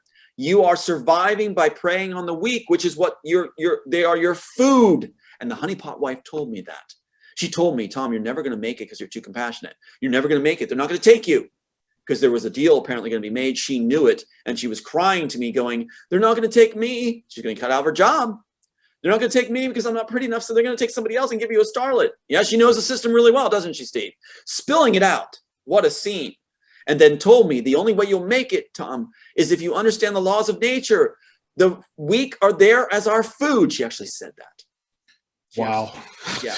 She actually wanted to order human steaks from India for us to consume to get the idea. Told me that's where you get them online. I don't want to be part of that world. I don't. Neither do I. Give me a classy woman any day who's smart, and that's who they're afraid of. Classy women who are smart. They don't want that. Hollywood keeps doing these scenes of the woman, like I said, Iron Man 2 or 3, where the sexy journalist comes up and she's like, I'm serving you a subpoena. It's like, yeah, well, you're served. Oh yeah, I kind of like that. And then Iron Man's in bed with her because this woman who wants to take him down goes to bed with him. That's Hollywood's projection that they want all the time. That any beautiful woman's going to go for them. What were the Wachowskis promised? Wachowskis were promised when Gina Laurentiis wined and dined them. First of all, why do you wine and dine them? They didn't have any body of work. Plastic Man Carnivore still not done. Failed at everything it did. Well, read comic books. Their mom said that was it. So why is he whining and dining and promising beautiful starlets and all this other stuff? You know, why? And why is he promising him beautiful starlets? You know, so the idea is that if you're with the Hollywood group, you get beautiful women. I was told the same thing. I'm like, I want to reach a world. I want to make a difference. I want to work through my art. You know, if I want to go to bed with somebody, I haven't had a problem with people coming to me and offering. I want to do great work. I don't need your help, you know. So I don't want your Barbies. So the red pill, blue pill thing, I know that you'd mentioned before that it was reversed in what they produced, but originally the blue pill was a good thing in your work. And a painful thing. It was like this. I'm glad you brought that up because Steve, yeah, what they did was they inverted that. It was one of the biggest snow jobs ever for the public, and they still don't understand a lot of them. Of course not. How would they not know? So the red pill, of course, I made the red pill bad. The red pill is the only pill you're offered. I'm glad you brought it up. Remember how they insert what they're familiar with into the films? They make it up. So they inserted Alice in Wonderland, eat me, drink me. They inserted that. It doesn't propel the story. It makes no sense. You don't need a blue pill if you're offering the red pill. If you can offer the red pill and then just like, okay, fine, you don't need the blue pill now. It'll just wear off. The red pill is only offered by the elite to enter the program. And you take it, if it's offered to you, take it or your family dies. You die. You don't have a choice. The red pill gets you immortality in the Immortal program. The blue pill is the bootleg pill made by Underground. If you take that blue pill, you will be able to enter the program and survive in it, but you'll have very painful side effects. You're going to suffer. You're going to age very slowly. It's going to be miserable, hard, but you'll be able to do your job. That's a true blue pill. That's, if there's a price to pay, that's a hero's price. If you're going to do this, and boy, if I feel like I took the blue pill. And everybody's talking red pill, red pill. And why the blue pill? Because everybody was talking about the eyes. They're always talking about the blue eyes, blue eyes, blue eyes. So I thought, okay, if they're talking about the eyes so much, I'll use a connection that has been familiar in my life, a blue pill, the blue pill, because they called it blue saucers. So blue pill. And the funny thing, Steve, is the reason I picked pills, I mean, why isn't it an injection, right? A shot. The reason I picked pills, I'm not going anywhere with that, I'm just saying pills, is because I didn't like shots. The author didn't like shots since I was a kid. So I did a pill. Now look, it's always a pill. It's always a pill. Do you think, you know, at the time in 93, would it have been a pill? Probably not. It would have been an injection. But would give you that. Yeah, and that would go along with the narratives they're trying to push right now, actually. Yeah. It's crazy. So that's why it's a pill. And look what they did with it. So now everybody, people say I'm red pilled, and people have all over the place. I was told by Hollywood Connection, you know, say redpillrising.org, use Red Pill Rising. So I did, but it's actually the blue pill is good. The blue pill is the one that, you know, I'm glad you brought that up. And doesn't that make sense? So what they did was they took the one that represents revealing them and made it the good one. Wow. Man, there's so much that you shared today that I'm I'm having trouble trying to keep up with everything, but yeah, I mean, well, see, this is what it's supposed to be. Here we have that pill, the pill's being offered, right? This is what it's supposed to be. The world has been so snowed that when they get the truth of it, and we have the evidence, do we not? I mean, is there any debate on these things? Is there any debate at all on these things? Anything, you know, like, look, anything, any debate? No. Did they overkill it? Yeah. So I've had hosts say, I got to take a vacation. I have to take a vacation after this. We have been it shows you how much they kept back, where people have created, like, I have the Neuralink, I have iPod in there, the liquid mirrors, silver liquid mirrors, they are the security device at the train station. People have been held back from the truth so long by a media connected to underground organization of, I mean, dirty work that it's like a mind blow when they actually see the truth. But it means that opens us to a new world where the truth is going to reign, and we're not going to have this garbage by poor whimpering little boys that are snowing the world, that are actually afraid themselves. We don't have fear. And the phrase that the best friend of Neo in the piece uses, who had his mind wiped, is no fear. Because if you show fear, you're terminated in the program. They learn how to function without fear. I've learned how to function without fear. To be fearless, you know.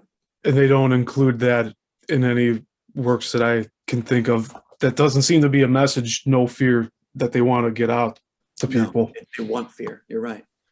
And they want everybody to be dazzled by them. They thought by lifting all the images they thought were cool, that everybody would just be blown away by them. It's almost like, here's our candy. We stole it from the candy store, but here's our candy we stole. And everyone's supposed to go, oh my God. And the Wachowskis, like Larry says, his big thing is he's like, everybody buys me drinks all across the planet. Wherever I go, they buy me drinks. Well, that's your thing, but that's stolen work that did it. His wife, the dominatrix we left Thea Bloom for, his dominatrix, where she said she'd never go with a client. She said she was going with him because he wrote The Matrix. Guess what? He didn't write it. He didn't write it. You frauded your own wife. Wow. And he still hits on women everywhere he goes. So yeah. I do have a question about John Carpenter, the director. Is he also in this club with these people, or no? What did John direct? What did he direct? He's most famous for Halloween, but he also made the film They Live with Rowdy Piper with the sunglasses, where he put them on and he would see basically aliens that are actually running the world. And when he takes the glasses off, they look like regular people. That's an interesting concept. I don't know the facts on that one. I don't know. I can tell you this, though. They're shipping a lot of stuff overseas. In Russia, they had a series called something like They Are Better Than Us or something. And they used the Immortals off the charts, everything about it, all these things about the relationship between his wife that was taken out and Neo, who begot the daughter. It was in there. Everything's in there. Everything's in there. So they took it to Russia and just had a field day. With Joel Silver's first move with the Immortals, after he got to Bonaventura, is to ship it off to Ghost in the Shell, the director from Ghost in the Shell. He ships it over there for 1994 rendering. And all that director did was lift the images of the Jack the Neck out and illustrate them, Jack the Neck illustrations and genderless people and all this stuff. So that director of Ghost in the Shell became a partner to ripping off the work to be a plausible source material, they claim. That's why the Wachowskis say we want to do Jack's Neck for real. So they don't waste the time. As soon as they get the script, as soon as they get this piece, what they do is they ship it overseas. And they give it to directors to benefit off of that are bad guys overseas. The director of Ghost Shell is a jerk. And so he's using this material to get fame just by doing illustrations that they can claim it. So that's why in Oblivion, they were creating the source material and then stopped, didn't need it anymore. I think that's quite telling, for Joel Silver. There's another Tom Cruise movie called Vanilla Sky. Mm-hmm. You know about that one? I haven't seen it, but I heard about it. Yeah. Yeah. I mean, basically he's living in this like artificial reality, mm-hmm. and you don't find out until much later in the movie. But right. I'm curious if they actually pulled a few things and ideas from your stuff as well with that funny one. Thing is, as soon as I had heard that title, I knew something was wrong, because when I was pitching things, they were saying, what influenced you, what meant so much to you, what affected you, and I said the earliest thing I remember that really moved me sensory wise was there was these caps that came off of these drinks, and on it was these baseball players and stuff, and it was like these vanilla drinks, and there was a blue sky, this beautiful blue sky, and that became my favorite color right then at an early age. It smelled of vanilla, and so I was like, that was I shared that sensory experience, and then to see vanilla sky, I was like, wait a minute. In the credits, be clever. They play the song "Mr. Blue" in the credits. Interesting. So the kind of I could see some connections with that. Right. But it's interesting, the music that was submitted, the music for the Immortals. This is the copy of the original tape. where I submitted In the Lap of the Gods by Alan Parsons was the opening credits, and it really fit. George Michael's Praying for Time was to be the end credits. That's why he was murdered on a Christmas, where they say his heart gave out, code in the industry for in the movies as he was murdered. And because he's a witness to the script being done in 93. They don't want a witness to the script being 93 because the Wachowskis weren't given the title to it in 90 till 96. So Rankin, again, not being very bright, Tony Rankin on Maui, he's claiming, you don't have anything before 1996. Well, you're ravishing my materials, but yeah, I do, because certain people step forward with old copies that I have. So yeah, you're wrong on that too, buddy. In the lap, the other one is Immortals Transport. It's an original song they're very upset about because they actually use pieces of it in the heart restarting scene with Neo. So Rankin, again, Tony Rankin was employed to destroy every copy of these. He wanted every copy, never came back. He destroyed them all. We found this at my mom's storage place. We found this. And so we have the original, this is the actual original copy made side by side by the one that was submitted to Warner Brothers. So in this tape too, this music, you're going to hear Yanni, that star from under the Warner Brothers label, Yanni with the long hair. Yeah. He uses this in 1993. He uses the Immortal Transport exactly. All he does was add some harmonica. He uses the exact song. So Yanni rips us off through Warner Brothers. Warner Brothers gives him our music as soon as it arrives. He puts it onto his album. Music industry, a big ripoff. A lot of musicians out there know that. So they took our music too. They couldn't resist.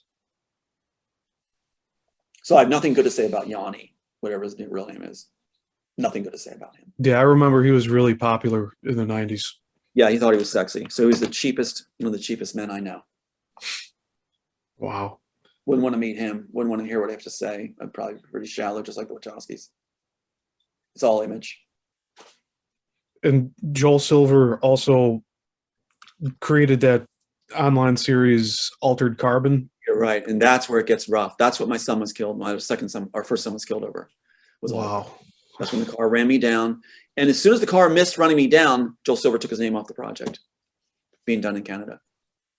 And that's where Trudeau comes in. And then what happened with us was Trudeau's administration, and where they wouldn't let us leave, and then claimed we were being deported. And claimed that my son and I, and it's in writing, are attacking Canada. No, we're not. How can a 12-year-old at the time, and his dad who just writes and is trying to survive, attacking Canada? Yeah, what was their basis for accusing you of that? Yeah, they claimed that I was attacking Canada. There's no basis. And the thing was that he put his attorney general equivalent in charge of me, this woman in charge of me. We got a special notice given to me by the car that ran me down. A Mazda charcoal gray SV5 shows up after running me down at the front of our house on Christmas Eve at 3 a.m. in the morning. That's not time to deliver government papers. And it pulls up on our sidewalk, onto the sidewalk, our side. The woman runs up through the snow, drops in the mailbox, and it says that Trudeau's attorney general is going to be assigned to us on Christmas Eve at 3 a.m. And that car goes right down the street and is there. Same car that pulled up outside of my shared copyright holder's home, taking pictures. Charcoal gray, SV5. That's what ran me down. And so what happens, my son calls me, Sean calls me, and Aiden talks to me.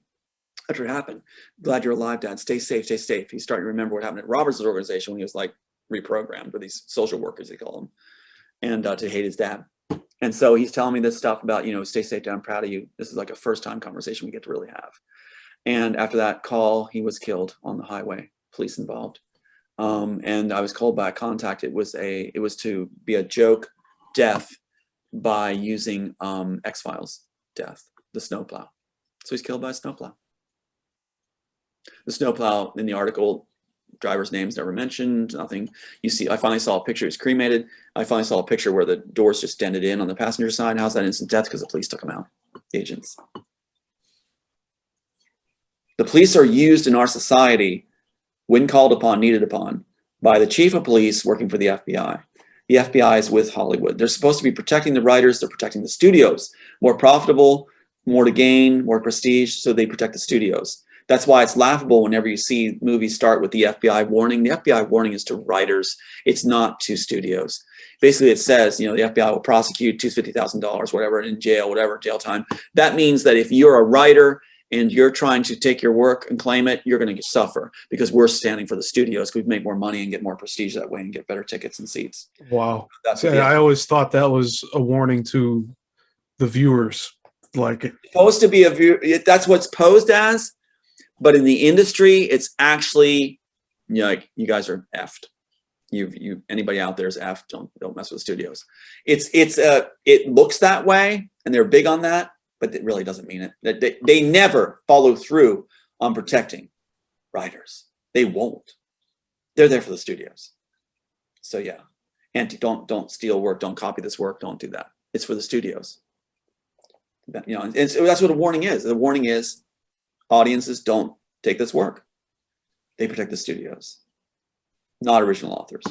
So yeah, but they are involved in controlling the chief of police and things like this for the Hollywood groups and for who runs the show, the banks. That what really is Quantico Bay, or no, Quantico military base in Virginia is where they take those chief of police, and you have to be selected by the FBI to come. And if you're personally selected, all you need is a high school equivalency, not even a college degree. And you're brought in. And you just do some sessions where you're going to be loyal to the FBI whenever called upon, when there's targets in your area. And you're given a yellow brick. Yellow brick. Alice in Wonderland. Oh, so I'm sorry, Wizard of Oz. Wizard of Oz, yeah. They're big on that, the man behind the curtain. So really, they're so, in trying to be clever and in all their bragging, they laid a trail so clear that people that are actually geniuses, that were tested as geniuses and done the work, proved ourselves, can just blow it out of the water. That's why they rank us, those of us out here that do this work, in what's the biggest threat, and they work top down. So that's why my two sons are dead. My daughter bought to the teeth, where she's actually with the other firm that threw our case. She's married into that firm. She's married into the firm that threw our case. Isn't that something? Wow. Rios and Associates out in Pasadena. Rios and Associates from Texas. Ralph Rios, who got all these awards through our case, was a handoff firm for Rankin and Warner Brothers, all classmates from University of Berkeley Law School. Sends Jacob Rios, his relative, to marry the daughter. And you have one son remaining that they said they're not going to touch. They're not going to do anything. Well, I made a statement that I would destroy the work I have that they haven't seen if anything happened to him. They said, you can't do that. It's on the tape. It's fascinating contact tape where they're going like, you can't do that. You can't. How do we know you have it? Conversation just blatant as day about, your son. And it even says on it, you're concerned for your last son's safety. And that's why the cars are pulling up, and people pulling up and threatening you, like the charcoal grays, are pulling up to let you know, quote, they can get to your son anytime they want. It's supposed to make me stay in line and not say anything and not talk like right now. My son is so cool. He's like taking advanced classes for college credit as a sophomore in high school. He's the youngest one in his class. He's advanced. Wow. He's done so well. He plays piano. He plays soccer. He does it all. He's an incredible kid. He's with me all the way because his mom didn't want him. He's a product of a job in her mind, right? And so what happens is, what mom does that, said he wasn't supposed to be born. And so he's the one that said, Dad, just keep going. Do the interviews. Put the word out. Don't stop. And he says, he even said, if anything happens to me, you keep going. You don't stop. Don't stop. Do it for me. Finish this. Do it for people. And that's his heart. He did a piece on redpillrising.org. He did that Father's Journey, he called it. Didn't know he was doing it. Put it forward. It really encapsulates the total feeling, Steve, of everything that he felt and went through. I didn't know. I was just like, oh my God, including the loss of brothers. And it really capsulizes it. So what do they do through Sophia Stewart and the others? They call me and they tell me that, you're making him up. He doesn't exist. He didn't do it. He doesn't exist. You don't have a son. They're actually trying to claim that. Now they do this because they can actually carry away the idea where, keep in mind, July 22nd was not an accident. When my records in 1996 and 99 showed July 22nd, it's because they changed them. They erased all of the records. I didn't even have a social security number. Everything was gone, erased. At that point, I didn't exist. False birthday. They're mocking it. So the Wachowskis are mocking like Rankin was mocking. Oh, that's why they put the 22nd instead of the second. Right. That's right. So okay. I would not exist. And that's part of their big thing is immortality, being remembered. That's their legacy thing. They're all about that. Robertson Noust, Michael Eisner from Disney. They're all about their legacies now as they get older. So the thing is, like, that's what the worst thing is, to be forgotten. You'll see it in the films all the time. You'll be forgotten. Arya Stark says it in Game of Thrones to the one guy, to the Frey, you'll never be, or the one guy, you'll never be remembered. No one will remember you. So the thing is that's supposed to be the worst of all. And so I was supposed to disappear, never exist. Aiden's supposed to disappear, never exist. And the 302 thing was employed by Spielberg and them by buying the family off, and boy, did they get rewards. Brian Fitzpatrick is an FBI operative lifelong, also Pennsylvania congressman. How's that happen? He's Hollywood FBI and also Congressman PA, who has my sister daily with him. My sister turned for the rewards, went off the charts. She had called me one time and said somewhere along the line she screwed up. Yeah, you did. And now she's all about black tie dinners. She appearances on Warner Brothers' own programming like CNN, Jimmy Fallon's show. She gets to travel to the Caribbean where Trudeau had gone on the yacht. She gets to go to London, and she's an unlicensed elementary school counselor. She gets to black tie dinners. Like I said, she gets to be mentioned on the floor of Congress with a picture held up by Brian Fitzpatrick, who is a very scary guy who's working with Trudeau's administration that actually undermined Ukraine, set it up for the fall. He's the one who was in charge of it. So yeah. Wow. Yeah. Yeah, we have the article with him involved. So that's how this works. And it's like, we hold all the pieces. So that's why I'm top of the list. Like, it's funny because I played FBI's America's Most Wanted, and they said they caught the guy, Charles Witt. And so they caught him. And so there was residuals, and the FBI gave me a card to extend every courtesy to Tom Althouse. And here I am on their most wanted list. As a good person, they want to take down. I hope they never succeed. I'm with you too. I I hope mean, we share a better world. It's gonna, if name credit's restored to the work, name credit, just like what happened with Marvel Comics and the Bill Fingers family with the Batman situation. It was paparazzi that turned me onto that cared. They actually cared about what was going on and actually want me to write their movie at some point. They turned me onto that documentary. It was Marvel Comics owned by Disney. So right from Rat Robertson's initial submission to Disney and Universal Studios, where the players got to have their takes on it right away through his own people, you have Marvel Comics with Disney finally giving name credit to the Fingers family. And it was Becca Northcutt that told me, the honeypot wife that told me at the time she was shaken up about she was going to be removed, that Warner Brothers and Disney and Marvel Comics had a bigger thing they were dealing with right at the point that was too much for them. That's why they were possibly going to make a deal with me, is what she was saying. And it was Marvel Comics is also the ones, the Wachowskis were picked to first steal the work through as a comic series. that's still possible for you to get name credit for your work? Absolutely. Because Awesome. the truth coming out, because the word coming out like this. Now, they struck a lot of interviews, and they'll say all kinds of weird things. They strike it all the time. Sophia Stewart will call me and tell me they're struck. She mocks all the time. Sophia Stewart was a person put in place out of USC, just as the director for Alder Carbon, as you said, was brought out of USC by Joel Silver. And they're put in place to be first claimants. The public thinks there's nothing else to see here. The first claimant gets credit. The person who actually writes it doesn't know what's going on. That's the whole point of the Plan of the Art of War. They don't know what's going on. The first claimant's brought forward because they're put in position to be that. And it works on the public often. And what's interesting about Alder Carbon is the claim of Joel Silver. They claim on Netflix, they'll even have a blurb saying, it's the greatest sci-fi concept ever in the history of film because it's the rich have immortality in the future, the poor is used as pawns. That is exactly what this is. That's the whole premise of this. And then what they did with Warner Brothers, wanted their take, of course, So they did through Crunchyroll, which is out of University of Berkeley, where these attorneys come from, and owned by Warner Brothers at the time. Yeah. Channeled back to Sony, which is their partner for crime. And what they did was they did a series called Darling in the Franxx. And again, the premise was the rich in the future have immortality, the poor is used as pawns.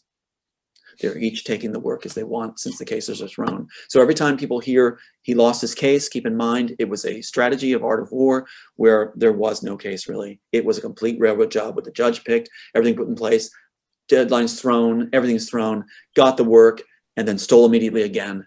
And that was it. It was all part of a fraudulent thing. There's no statute on fraud. I just want to touch briefly upon George Lucas. Oh. Now, I know he sold his work to Disney. Yeah. But was he also a victim of the system? Not a victim. No.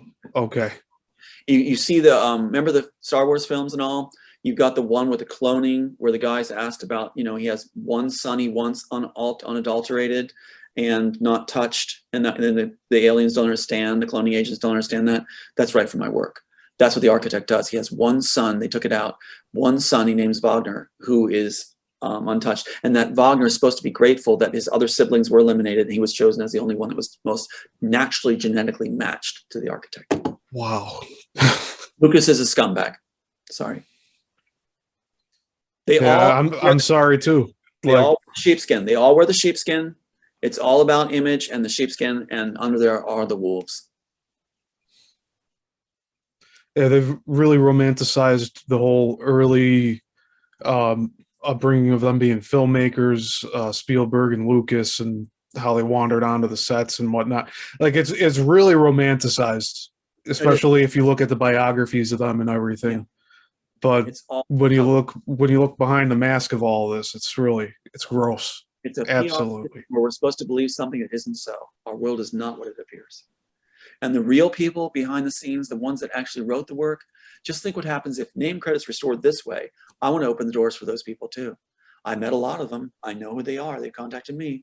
The woman that actually wrote Gravity, the people that actually did Avatar, the people that did even Kill Bill. I know these people. And it's like what happens is you've got a situation where you'll have a golden age in film. Our whole society is going to rise through entertainment being with layers to it, with actual feeling and passion. It's like the Solomon baby idea. Which one cares for that baby more? The one that allows it to be ripped in half, like the Wachowskis ripped it apart by lifting the images that were cool, taking away the story and destroying it, or the one that actually cradled and nurtured that baby and loves it and knows everything it needs and wants to present it to the world as a being. Yeah, and I view film as an art, and it's been bastardized. Like I really haven't watched too many films over the past decade, just because of that alone. And the stuff that I have watched, it's mostly been from recommendations of friends, or if they want to watch something with me at the time, then that's what happens. But I have a short collection of films that I always used to go to say like this is a real work of art. I want to make something like this. Same here. That's what you asked originally. You asked what sources did I originally admire, and it's the only thing really that I really admire is what's pre-Matrix, because the industry just took all my work and just kept shredding it, passing it around like a phone book. That's why there's so many titles under it, like original subtitles, is because that kind of shows you how many studios were interested in having this work. And keep in mind that Wachowskis did not use one of these subtitles. They wanted to slap back at bringing another writer in to finish Assassins. They were so mad about that. They went all the way to Writers Guild West and wanted the name off the project. They didn't want that because they were arrogant about it and angry. And so Joel Silver at that time offers them the Science Project, and that assuages their feelings. And now they're allowed to do what they want with it. But they don't use one of the titles, and they stick all those things in the inserts to slap back at Warner Brothers for having brought another writer in, and De Laurentiis. And so what happens is, what's interesting is, in the end of that series, with all those copyrights, you have a situation where I go out to Hollywood in 1996 and work with Ellen Geer, Will Geer's daughter, at the Theatricum there. And you see what happens is the Immortals title again, Copyright Office, the subtitles again, even more. And you see that no longer is De Laurentiis on the project. He runs from it at that point and puts it in the investment firms' names. So those are the largest investment firms in the world, basically, for Hollywood. So the investment firms are claiming they created the Immortals. How do investment firms create creative content? That's not their forte. They suddenly get a bug for creating work. So it's listed as created by the investment firms, a screenplay blockbuster created by investment firms. And that way they have the same subtitles, no body of work, right? Suddenly they're going to write something at some point, apparently. And anybody that has to take on the work, the investment firms then give them that stolen material. The people feel safe to take it, like Josh Whedon, and they can do whatever they want with it, like Lucas. And the investment firms make money by giving it out. So they feel safe to take it. Every time the investment firm who claims ownership gives out stolen material, they make a profit, big profit. They're the owners and the financiers. What a sweet deal. And they have the slots at the office. It's a complete racket that needs to be revealed. If you want a good story, right there. Just how much they snoted John Grissom and him. Wow, there it is. There's the story. And we've got attorneys from Hollywood going now. This is the real life story is the big one. I'm not trying to promote it or plug it. I'm just saying that's what they're saying. They're saying they got goose flesh over the story. Better than Matrix, they said. So that's why I think I'm still alive and Aiden's still alive. We're considered assets and valuable investments. But they would never include themselves in this story that they want to tell about you. That's right. Because it would incriminate them. They cleanse themselves out and leave the rest in. They have control of the ship. Wow. And there's offers have been being made. What they're stupid about is I record calls like that. I got the contact stopping me. Bob Iger was fired because he was supposed to call me. His assistant said, Bob Iger's calling you tomorrow. He's going to give you a call. Be ready. He wants to talk a deal, whatever. So that's on tape. What's interesting is I did an interview and said that night and said that, there's sex rings at Disney, whatever. And we are going to be hearing from Bob Iger. Bob Iger is fired the next day. He is fired. And not only that, in the same time in the newspaper, it says there was a sex ring sting on all these lower echelon pedophile employees at Disney parks. That's a big PR risk to do that. They don't do that unless it's absolutely necessary. What they don't tell you in the article is they didn't do a sting on the medium and upper managements and the execs of the sex rings. And if there's all these lower echelon doing it, you bet your butt there's the upper echelon doing it. Do you think, do you know if that's being worked on to get these people charged and arrested for having these sex rings, or if they're just free for all for right now? That's the thing about being the writer and the industry knowing you're the writer, and then they call and brag and say, we know you actually did it. Even the attorneys will say, yeah, we know you wrote it. And then being back to bashing and throwing everything. That's what's so wild. The ones that said, you lost your case and we won are the ones that came to me and said, we know it's your work. Even in the testimony or in the deposition I had, the Warner Bros. Attorney that's a classmate from University of Berkeley with Tony Rankin, they're trashing me, says, given the fact that you wrote The Matrix, strike that. She even says it on the script or the deposition thing. But the thing is, there's a whole myth going on, and I've been told about it, where the military is going to save us. They are not going to save us. The Pentagon is very much involved in this for the studios. They're all in the pie together. It's kind of like a candy store where they all came, or a birthday party, they all came running around the cake. So it's like they're saying they're going to take care of the trafficking, but they're really not. No. Wow. You'll see a couple kids saved, and there'll be headlines on it. FBI saved 20 kids. It's a cover story. The FBI is the one that always comes forward and says they do the investigation, nothing to see here. They did it with Twin Towers. They did it with the Cuban embassy, where the sounds were going off in the ears. Yeah. Said nothing to see here. Could be, if they get caught.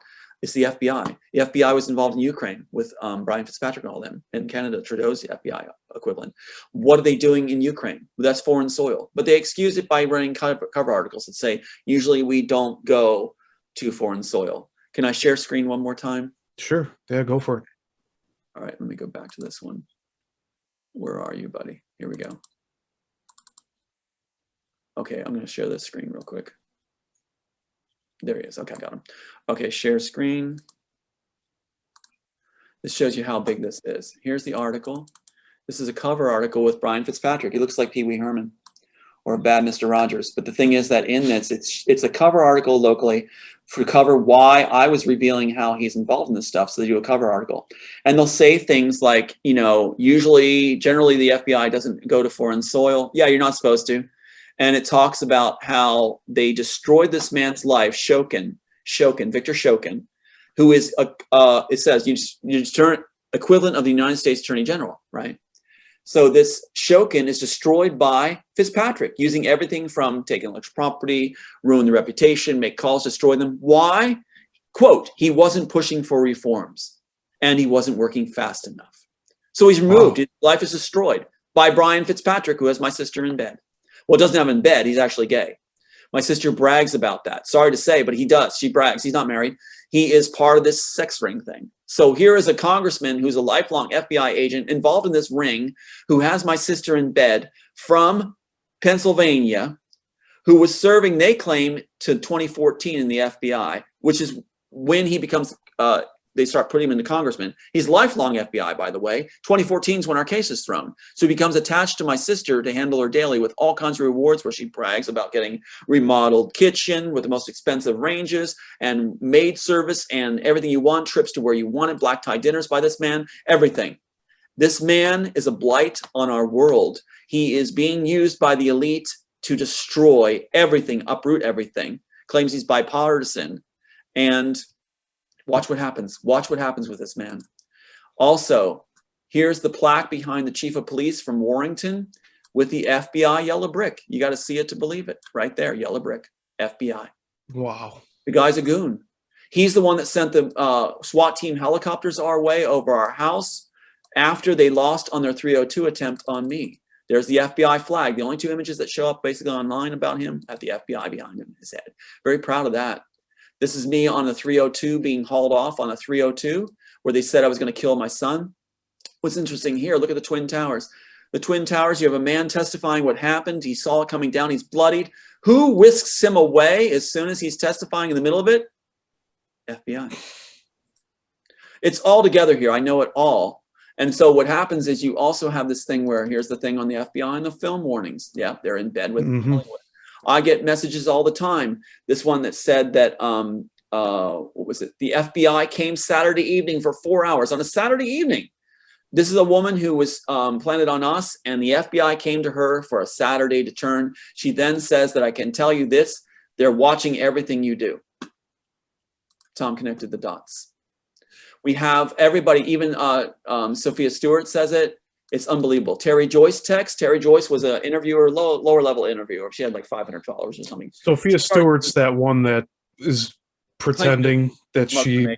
Yeah, Matrix. She's assigned to me. Right from the start. She had called me at one point and said, you are the missing link, Tom. You are, you can claim Matrix 2 and 3. I claim Matrix 1. The reason she said that is that's how they would throw the case. And that if they needed to go that far, they would say, Tom didn't claim Matrix 1, therefore any matchups in Matrix 1 can't be claimed in Matrix 2 and 3, therefore there's no matchups. It's bullshit, garbage, sorry. Here we have Teresa Joyce. She was contacting me, did 5 interviews with me saying, you know, this is all true, everything else. Then she says there's a lot more FBI is in on this. I've been approached by them, a group of people. So then she turns on me, and that is done on the anniversary of my son who had been killed. Here they are running at Quantico. Notice the demographic, all basically middle-aged white guys. So the FBI is picking this demographic. This is the demographic they're picking to do their bidding. And all they have to do is jog, look at the strides here. Jog, walk, crawl for a couple miles, and they get their Yellow Brick Award. And that's how they work it. And they will be faithful. Now, keep in mind this. Here's what happens when they fail at a 302, and the next day, they send this. These 2 helicopters circulated for 20 to 30 minutes over my house, directly over. 2 SWAT team helicopters. From that guy I showed you with the yellow brick behind his head. They put in the papers they'd be doing maneuvers to cover it, just like they said in the Twin Towers, they'd be doing maneuvers. But watch out, there's a flagpole at my mom's house. Here comes the helicopter right overhead with the mount on front. These 2 helicopters circling our house. They're perfectly synchronized. Perfect synchronization. Going over the house. And then I'll swing here to the other one. See that? Directly over. Circling. Exactly circling. This is right after the failed 302 attempt where they couldn't put me away. Snapping all day. And my sister gets the award on the floor of Congress, her picture held up. By Brian Fitzpatrick. Here's the other one. Watch it come over. It's going to come directly over. This is done all the time. Oh, here's the second one. Second one, watch how it flies over. This is supposed to let you know they can get to you anytime they want. It's like the car is pulling up, like they said in the tape, that they can get to you anytime they want, that you know it, and it's supposed to show you this. There it comes right here. Look how it's right overhead. Right over top. See? Oh, yeah. Right Wow. For 20 to 30 minutes. Just going over and over again over the house. That's right. Who sent them? Yes, right, just over our house. Who sent them? This man here. Who has he worked for? This man here. Who disrupted Ukraine? This man here. Who is my sister in his employ constantly? This man here. Where's he originally from? Hollywood, California. Lifelong FBI operative. And became a Pennsylvania congressman with my sister. What did my sister get for rewards? President of all psych people in Pennsylvania. Top psych person in Pennsylvania. She's an unlicensed elementary school counselor. You don't get worse than that. Now, Brian Fitzpatrick is sending out support. Send me money. I'm being slandered. Really, Brian? You want a congressman saying he's poor, he needs money? Are you serious? Really, buddy? Wow, Brian. that's quite something to see, all that. I didn't know Fitzpatrick was involved like in that much of an aspect to all this. So Deeply, that's he's the number one go-to guy. He's the number one go-to guy. In fact, he's been given positions as ways and means, everything else, top positions in every single thing. So he has, if you look at his list of what he's on right now, there's a clue to one world order. He has got all the top positions. Congress is the power in the world. It really is. And they can get anybody to do anything. With the FBI, they can do anything they want. the one world order also wants to have a one world currency. Yeah. Do you know anything about, like, are they using crypto to do that as well? Cryptocurrency? I think you're going to see cryptocurrency fall. That's just a guess, but I think you're going to see it fall. I think it was something to mislead masses. And it was such a push on it. And it sounded so good. But just like they have the Federal Reserve that plays, got rid of the gold standard, just like they have this idea where invest, invest, invest. When you hear a lot of hype, it's usually a bad thing. Yeah, and there's no known creator of Bitcoin right now. Beware. Beware. Yeah. Beware. Whenever they entice you into the pen and put lights all over the gate to enter, don't enter. Don't ever enter the lit up gate. Yeah, that's good to know. And I know there's people that are invested in it right now and just experienced a lot of turmoil. I even heard some people took their lives the other day with a recent crash. The coin was like valued at like $120 a piece, and it's now down to like 0.0003 right now. Right. So people lost their entire life savings. I think some of them had collateral loans out too. Right. And it's just really sad just to see the people talking like that they were going to like get rid of themselves because they don't have any hope. And it's like this. I wish there would be somebody that would help bring them out of that. We will. What's going on is right now with the current power structure, it's all about power with these guys. The context said it's all about power. They said I won the chess game in this. They claim that I won the chess game. That's a lot of pressure on an individual. But the thing is that I have survived the gauntlet. I've gone off their playbook. They've thrown everything they can at me. Death of my sons, everything else. They even mock me saying that I don't feel it. Yeah, I do. Of course I do. But I'm going to finish the job in their memory. I'm going to help others in their memory. They underestimated the power of compassion. If you have compassion with power, you're not going to be corrupted. So absolute power does not corrupt absolutely if you have compassion. So what's going to happen is the power is over this side. Those of us that actually have survived the gauntlet have a heart. We're not in position yet because they haven't allowed us to have our position yet. They haven't fallen yet. So right now, don't take anything from the medicine show. But when we become into power and are seated in power and name credits restored to those of us out here that actually have the chops and did it right, we will couple up with people that are actually good people like yourself, and then look at what's optioned as investments. Look at what is available to you. Not before. Right now, the house is on fire. You don't try to buy a room in the house when it's on fire. When we survive this and get this done, when we do, then rent a room. We'll give you a suite. It'll be good and it will be sweet. We're not yet, because we don't hold the reins yet. They're still stealing our work and saying he lost his case. When that goes away, when the helicopters stop flying, let's talk. It's going to be good. Awesome. Yeah. I mean, I wish it wasn't so far away. I wish there was a timetable we knew. Steve, it could happen like that. As soon as name credit's given, and negotiations are happening off and on, as soon as name credit's given, I mean, is there any question? I say again. It would collapse their entire house of cards. Any questions? Any questions at all? This isn't going on now. My phone's actually owned by AT&T. It's owned by Warner Brothers. So they're not going to go on. It happens all the time. I guess. Anyway, the point is, is there any question to the evidence? There's so much we have. Even though they tried to alter things, now that works against them. But it's going to be amazing. I bought this converter cassette to MP3 that I can finally, after decades, put this music on digital. And pass it around. And what they feared most. And Tony Rankin, when he first approached me, came to me with the honeypot wife. He kept pushing. Where's that music? I need to have. Is every copy? It's like Kevin Spacey and like, was it Confidential? LA Confidential. Where, is this the last copy? Is that everything you got? Foolishly, I said yes. And then this turns up. This is their worst nightmare. Their worst nightmare. Music is that stamp. They even said, proves it, when they were trying to give me the copies of it. Give it to me, or tell me your attorney. This proves it. Yeah, well, I have the copy still, Tony. I still got it, buddy. Awesome. I'm glad that you're thinking about how this is going to, like, just like that, it could happen where everything will go into your favor. Like that. Yeah. You watch the rats run. They're already burning papers and getting up out of their seats. There is a lot of chairs being thrown around the boardrooms. Oh, yeah. I mean, just looking at some of the news recently with what's going on in Hollywood, it's like, it seems like they don't know what to do right now. Well, get this. Mike Lang was assigned to me from the beginning by Michael Eisner, who's concerned about his legacy now, tied directly to Pat Robertson and Joel Silver and Steven Spielberg and Lucas. You've got him putting this in place in 1993, everything Art of War in place, Rios and Associates, right, handoff firm, with Jacob Rios to marry the daughter.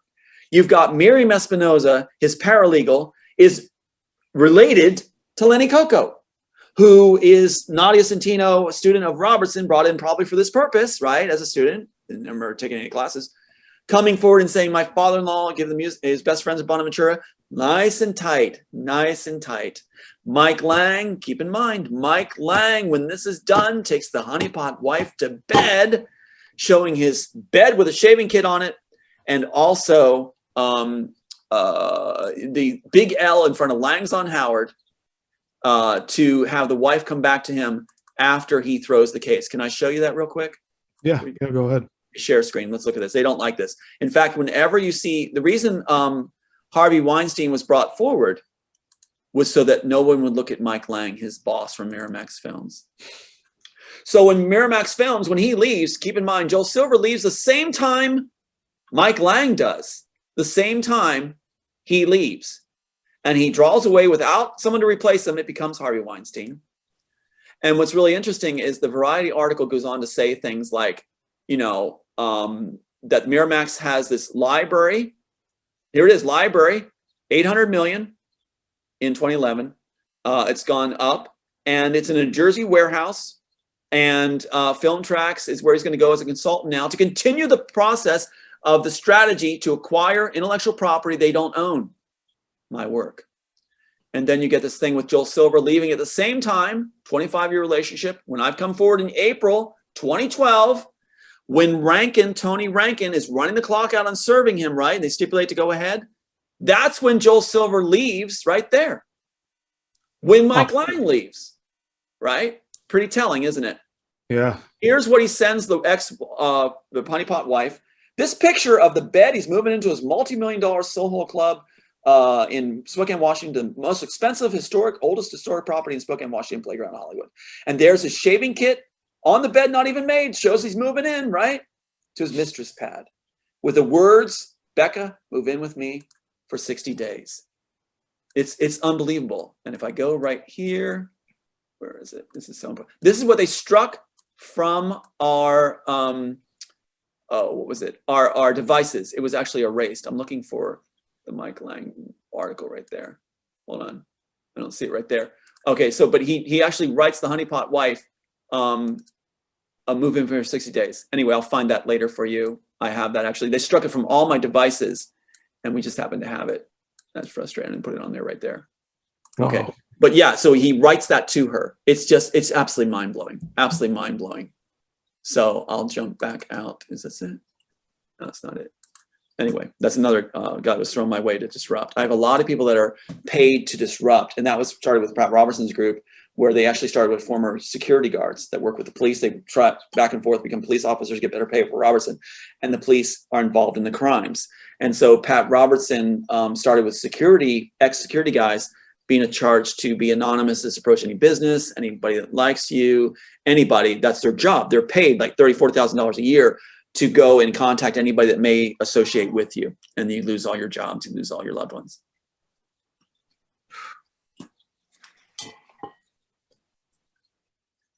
Are you in California now or no?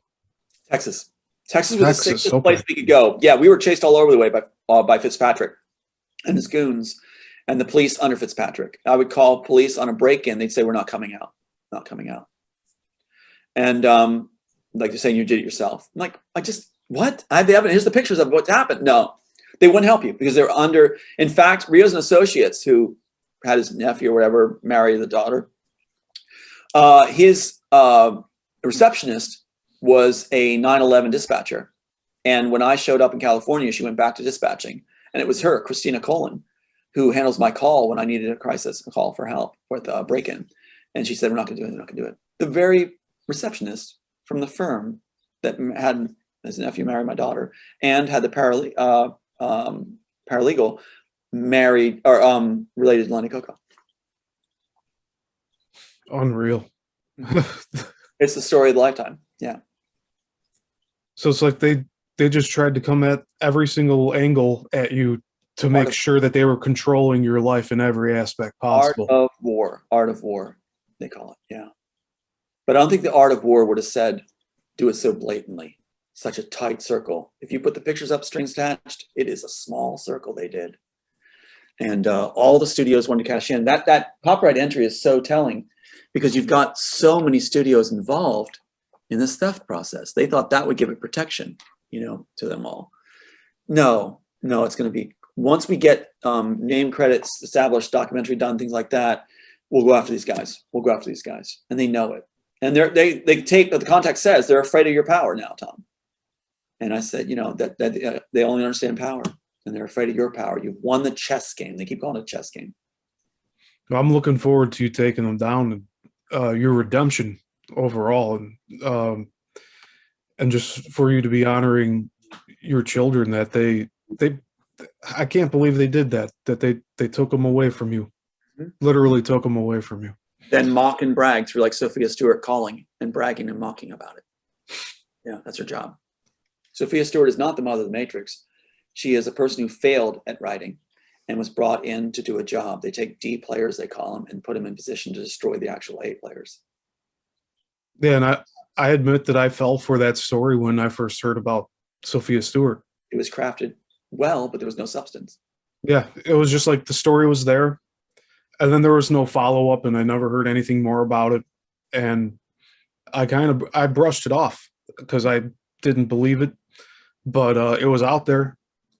And thankfully, through I think it was Titus Frost is the first person that I watched you talk on his show, and that brought everything back around, and I just started digging in more into all of this, and well, now here I'm talking to you, and I'm really glad that that we were able to have this conversation and hear everything from what your experience has been with all this.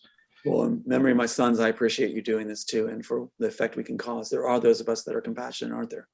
Yeah. And we want to see a better world, and we've just been held down. They have a strategy of knowing who is the ones that really could be making a difference in our world and leading it. And so they actually crush that infrastructure. They crush those people. They don't want us connecting. They don't want us working together. They don't want us bringing that better world. So this is not the world that people should be seeing. This is a hijacked world. And Elon Musk, even him, it's like he is a figurehead being given the work. He doesn't even understand that work. But it's all about polish. And even in, like I said, Iron Man 2, they show him as a cameo, as a reward. They give cameos to people. And so they show him like, yeah, it's Elon Musk. Yeah. He doesn't even understand Neuralink. He doesn't even understand it at all.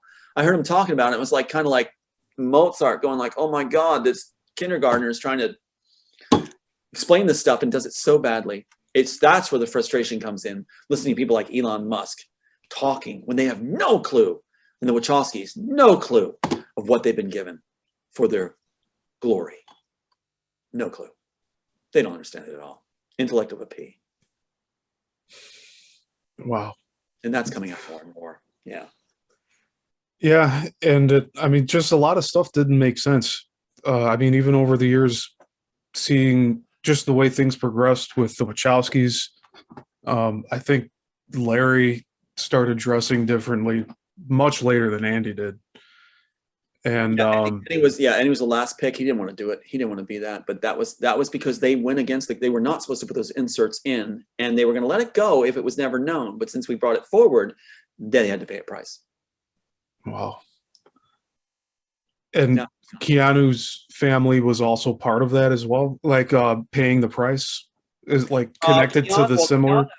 If I understand from Keanu, I think he was trying to cut liability. So that's why family. That wasn't to keep him in line. He was part of getting rid of them. So, Oh, wow. yeah, Okay. in mine, it's to keep me in line. In his, he's getting rid of liability concerns. Have you talked to him about that at all? We've Has that ever come we've up? been connected. I was email. We're supposed to talk, and the one party who's his friend had said that he freaked out when he heard the title Immortals, and he's afraid of that coming back at him. He knows full well, that he's ripped it off. He knows that. He saw the script on set. Yeah, they're using fear to keep him away from you and just coming out with the truth of everything. Wow. Yeah, like in Game of Thrones too, they say this too. They stick a lot of their pieces in there. They really do put their thoughts in there and try to be clever. And it is that people only pick the team that's successful. And so as we succeed, you'll see Keanu Reeves come forward when we succeed. And then he'll want to be on a winning team. Not until then. It's too risky. He could lose his image. Too many questions to answer to public. And would you accept him coming out with the truth of with what happened with him if that time comes? The boat. He missed the boat. Not with two dead sons. I'm never going to let that go with Keanu Reeves. No, he belongs in a hobo situation. He should take his. Because he's knowingly participating in all this. Yeah, he belongs where his talents fit, on the street begging. He's not worth a dime. Don't like him. Nothing good to say about him. What he did to my sons. Because he did. He might as well have pulled the trigger. Keanu Reeves is trash.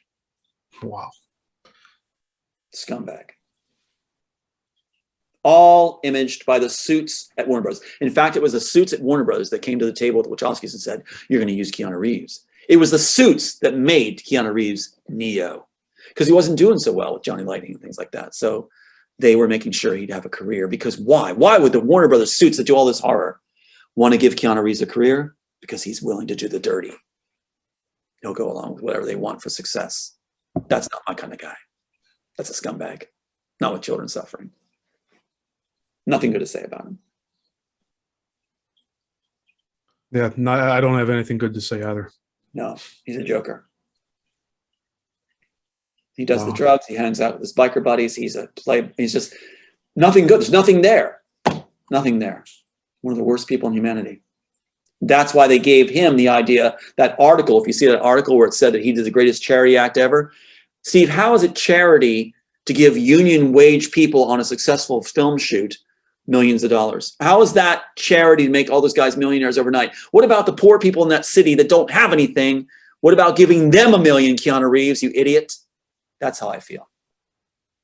You didn't do a charity act. You laundered money. When do you think the documentary is going to be completed? It's on my shoulders. The documentary team is stellar, and they have been waiting for me to keep sending the information. So we're sending information through while systems gets disrupted, but they're getting the pieces and everything together. And it's a gold nugget field, Steve. It's just like, oh my God, like those inserts I showed you where the phone won't go on now. It's like they're blowaway nuggets. Where in the Bill Finger story, it was basically like a set that just had the one guy saying that, yeah, he said he didn't get credit. That's what they used in order to get their credit. We've got, oh my God, what we have, high school and everything. So it's like, matchups off the charts. Only one matchup does it. So it's up to me to provide all this material to them, and then we wade through it and figure out how to construct this together. And the team is absolutely amazing. And the team has been approached multiple times by characters employed to throw this off. Anonymouses, they call themselves, have been approached, and they send me these messages where they keep approaching him saying, don't work with Tom, he's evil, don't, he's a fraud. Sophia Stewart language, these guys like Royce Babcock, they are in position with the FBI to do this. They pick lower echelon people that failed in their career and can't make it on their own, as explained to me by white hats. And they pick them, and then they suddenly feel so great and wonderful because the FBI contacted them. We matter, we're important. So they get drunk on it because they couldn't make it on their own auspices. So they work for the FBI and feel like they're suddenly the most important guy with a lot of power behind them. Yeah, they fed their egos. Totally. And that's why these deep players suddenly become like they are. And then they approach the studios and approach documentary team over and over again, trying to look for anything that would drive a wedge between us to keep the project from working. And I'm glad it's still on track. It's on track. Awesome. Yeah, I'm glad it is because I mean I do believe it needs to get out there, and I mean take all the time you need because like you said, you have a lot of material to put it together. And I know also I have a documentary on my hometown, and it's maybe 5 hours long. I got to cut it down a bit. There's just so much content. I might have to split it up into different. Part Like, two. Yeah. yeah, exactly. Yeah. Good for But you. yeah, it's just no, it's good to hear that it's moving along, and even though you're having roadblocks put up, that you're still able to move forward with it and Well, keeping everybody on track with it. Thank you. I would say this to the Hollywood elite. They like to call themselves elite. Every time they pull the chair out from me, they say you're one of the elite now. I'm like, whatever. So I would say this. You say that you're all about power. You say that it's all about power and that's all there is. And you underestimate the power of compassion. You blew it. You should stop doing this to families, because what happens is those of us that actually have compassion, you can throw everything at us and you would crumble if it happened to you. Yeah, it's just a fragment of what you threw at us, or me in particular. You would crumble. Instead, those of us with compassion end up dedicating it to our sons' lives and memory. So we never stop. You created monsters, good monsters, that are never going to stop. And I am proud to be a monster that's never going to stop. And if I'm your worst nightmare, I will continue to be forever, because I will not stop because of what you did to my sons and what you do to other people's children. So just a message to the elite if they want to jump out of some more buildings. Yeah, and those with the compassion hold the most power as well. That's right. And compassion has another side to it too. I've learned. Before I had said, no, let's all just everybody come together. We're all important. Now I say there's certain people that deserve to go. Absolutely. And that compassion has another side to it, the fierceness of a parent's compassion. And when you take a sons of a parent, just like Spielberg mocked in Saving Private Ryan. In Saving Private Ryan is a fictitious story based on real life stories. And so he chooses the characters' names. And who does he choose, Steve? Sean as the son and Daniel as the other. Kirk Daniel is my son. Sean is my son. Thank you, Spielberg, you idiot. So what's happening is they underestimated the power and the fierceness of a parent, and that they don't want to see other parents go through it either. And in the Game of Thrones, they spell it out there. They say, at the very least, certain characters like Cersei and these others, and Stark Lady, is about their fierceness for their kids. Yeah, I have that fierceness. You took away my daughter. You took away my sons. And you threatened my last son. He was attacked a number of times. I will not stop till Michael Eisner is revealed completely and broke. I will not stop till Joel Silver's revealed. I will not stop till Spielberg's revealed. Lucas and Wachowski's. Yes, I've said over and over, let's do an on-air thing where we debate about what it means. Let's bring forward the Solomon baby and talk about what it means, where it came from. They couldn't do it if they even tried. And so I will continue to offer that. Let's have an on and on. You did a full thing in TMZ, owned by Warner Brothers. The attorney for Warner Brothers that handled me also is attorney for TMZ. Now I'm attorney for Netflix, laundering machine where Walter Carbon is. And so that Linda Burrow is also, they did the article through TMZ, claimed the whole staff wrote it with Wachowski's faces and quotes mocking me as a know-nothing hack, famous for nothing. Let's go, Wachowski's. Let's go up. If I'm a know-nothing, nothing to be afraid of, let's have a debate about what it means. And I'm going to keep putting it out there. But thanks for letting me do that. Again, anybody go to the Bound interview, look up Bound Wachowski's and see how they sound and tell me if we won't articulate that through. Now, Trudeau's administration put forward that I mumble all the time. I never make any sense. Nothing makes sense. I have no evidence. That's Trudeau. You're really eloquent with your speech. Yeah, I mean, there's no, as far as I have heard, no, you haven't mumbled at all. Well, they would claim complete mumbling, nothing, no evidence presented. That's how Trudeau works. Yeah, you're really organized with all your information, and you clearly know what you're talking about. Mm-hmm. That's my baby. And you know what? I look forward to people actually understanding what the Matrix story is supposed to mean. The Immortals. The Immortals. That's what, And it's interesting, from Hollywood's standpoint, those that put this in position, it would not be called Matrix. It would be called Army of Darkness and 346 other titles is what they would refer to it as. Not Matrix, because the Wachowskis want to get back at them, as I said. They want to get back at them. The Wachowskis caused so much trouble, they were forced to be made to look like women because they caused so much problem. There's a price to pay in the cartel. And that's why Mike Lang has had his head on the chopping block, Steve. He had to brag. I asked the contact, why did he take Becca to bed?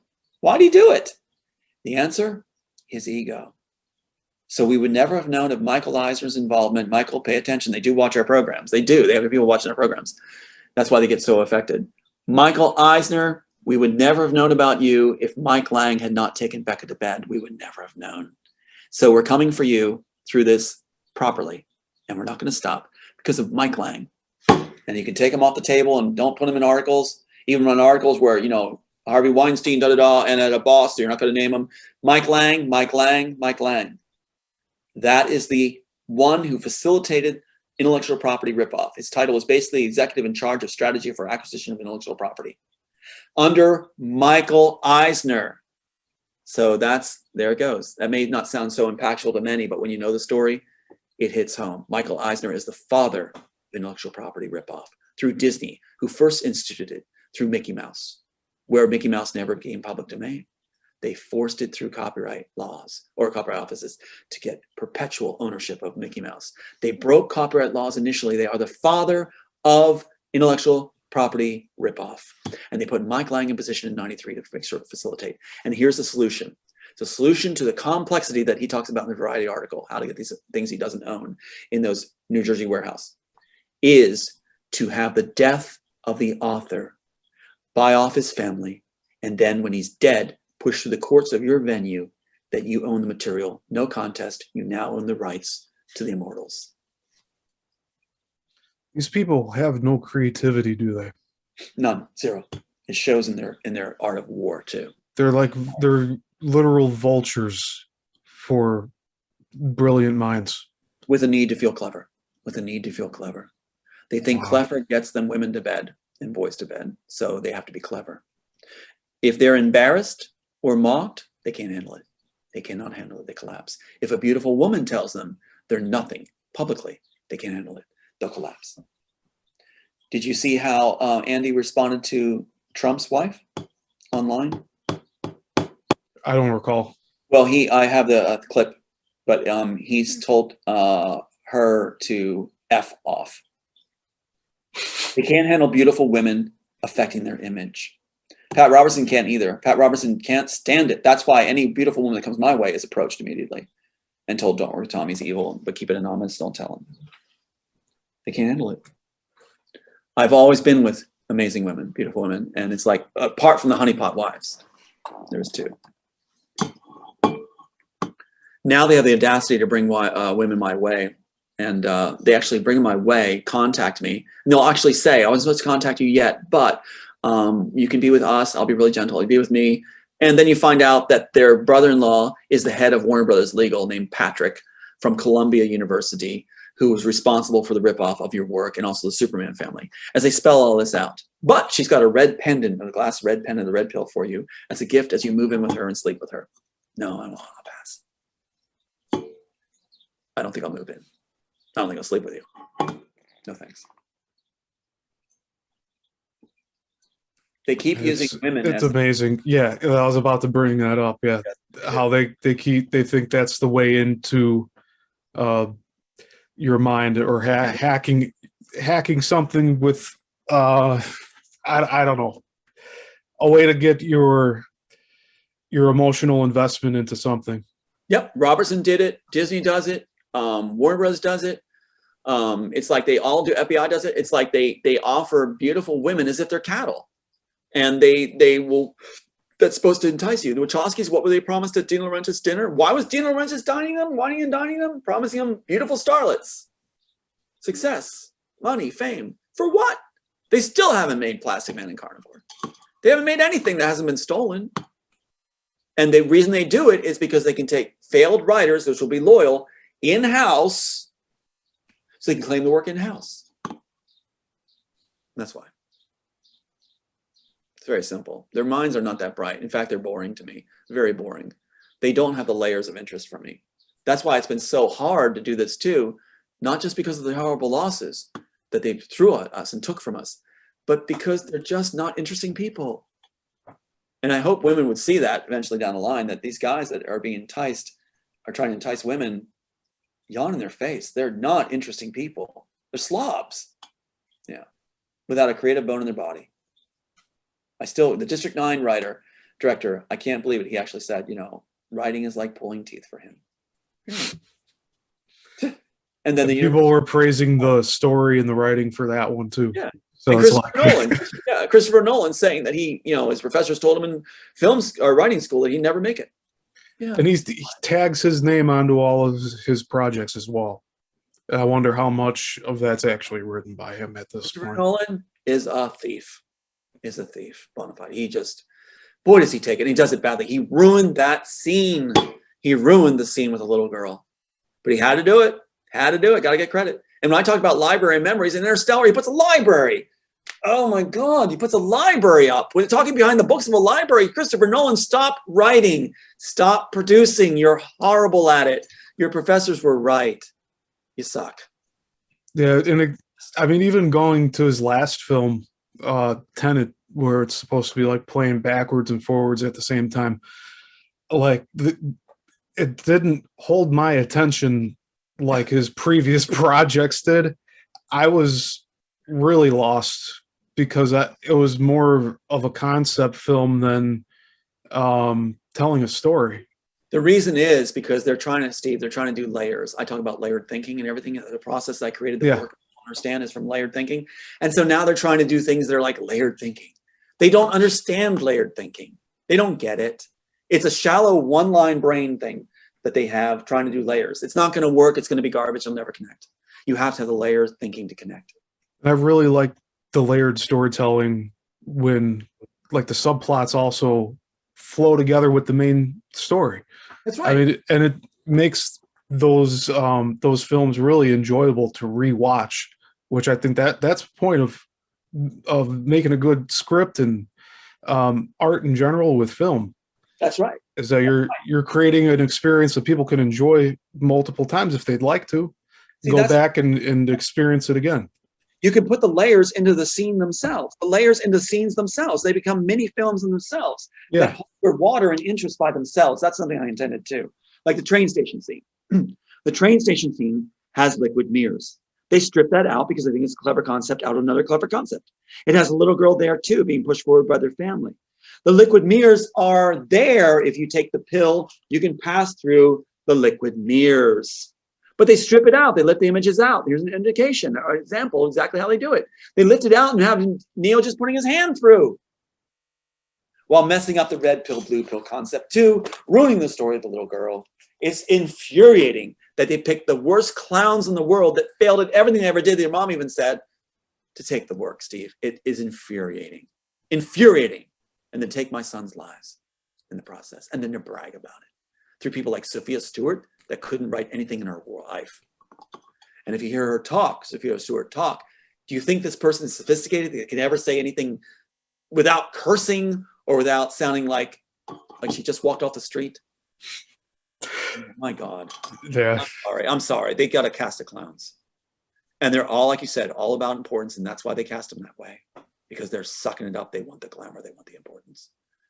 I've got a picture of Sophia Stewart was sent to me of her holding a fake Academy Award as if it's real, dressed up in glitter. Lady, give it up. If you're a lady, give it up. But that's what it's just been so frustrating. The whole transgender thing, again, it's another mockery by Warner Brothers out of the script. In the script, you actually have females that no longer have genitalia, basically, because they had to remove it because of the agents stirring up trouble to stimulate the architect's mind. But, so Andy and Larry really don't dress up like that when they're in private then? Not in their home. No, Andy won't. Andy didn't want to do that. In fact, Andy was asked in an interview, "Are you happy now?" He must be happy now. He said, "Not really." He didn't want to be a woman. He's just slapping a wig on and a black dress.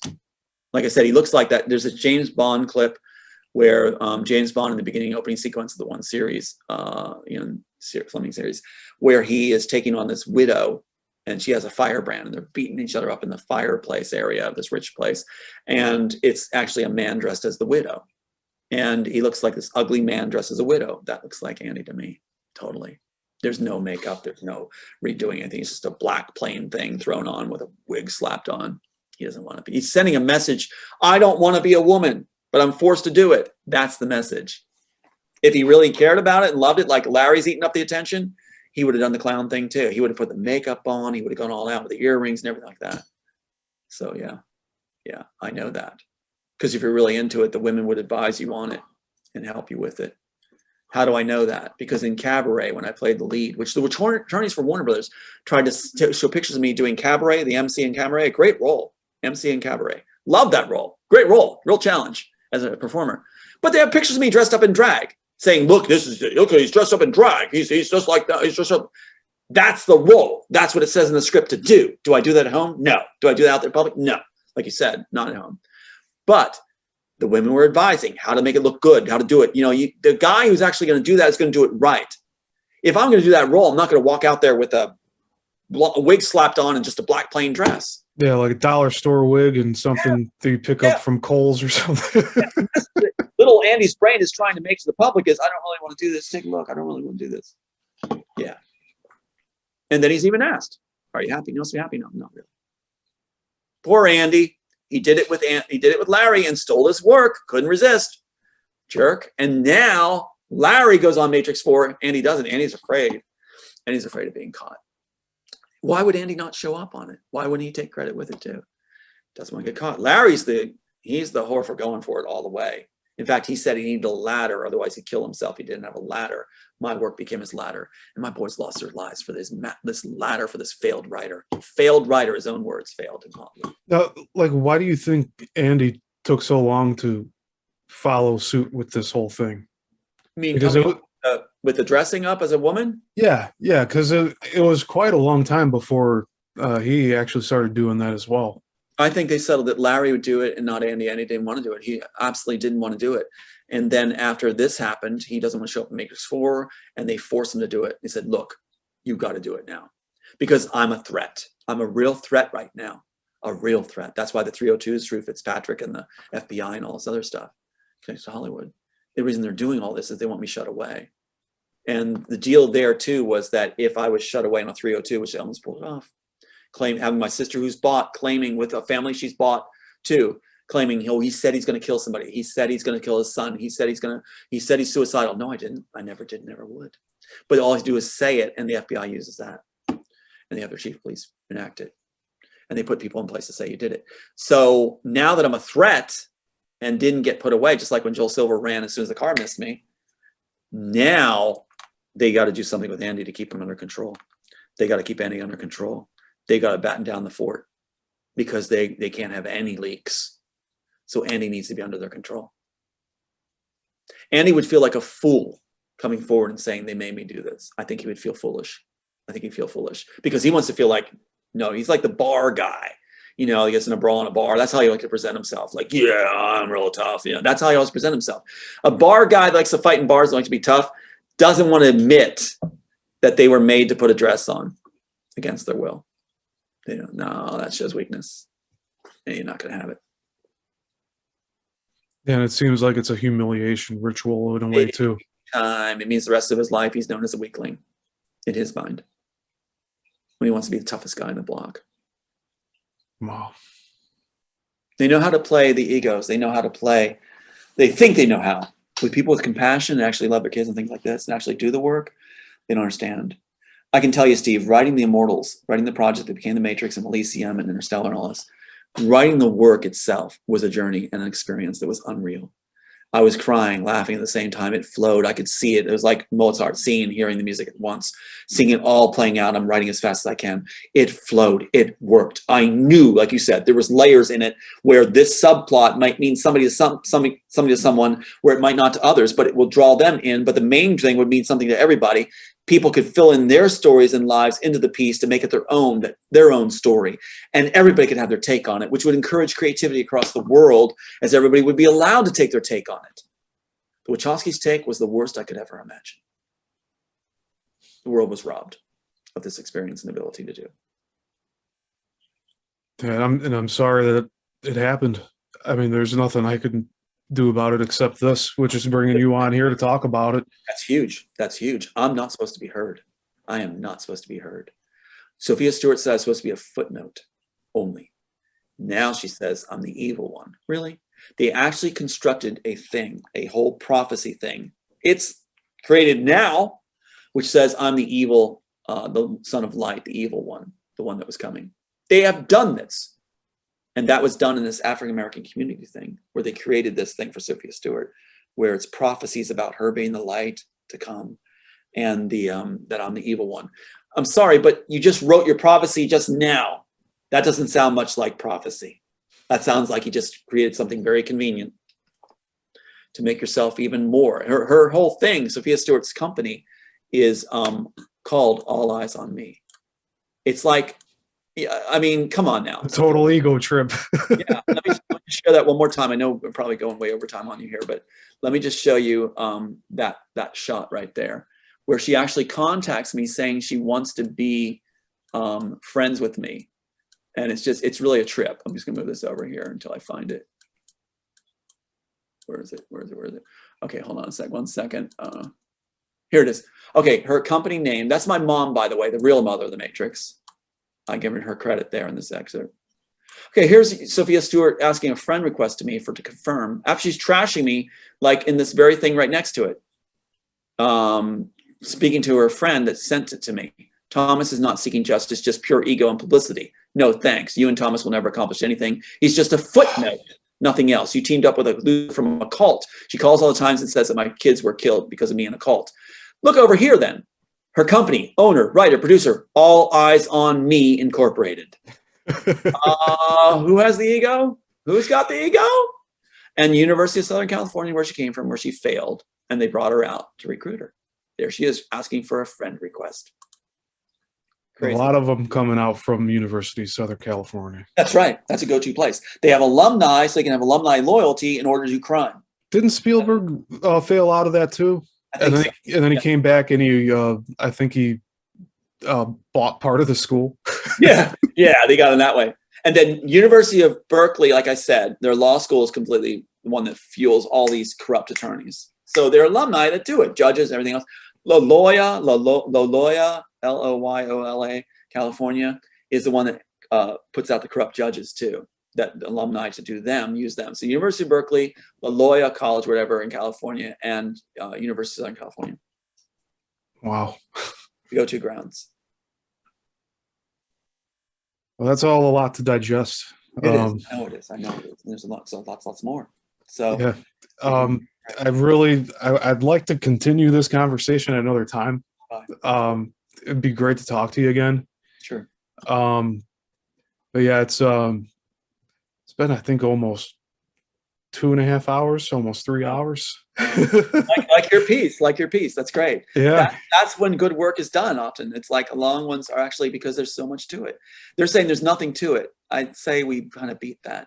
And the idea too is that, what we've done here, we're showing the evidence, and if a person writes a piece like we do, like the work we've written or done, documentary you did, if we see it through, that shows a real writer and a real producer and director. We saw it through. A lot of people say they have ideas and they don't go any farther than that. They claim to be a writer.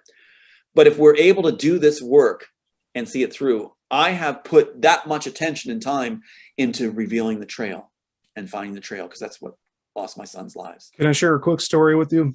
Sure. So at Columbia College Chicago, for my Directing 3 project, The Man, it was a short film. I was given a lot of pushback for the content I was writing, the scenes I was creating, the characters.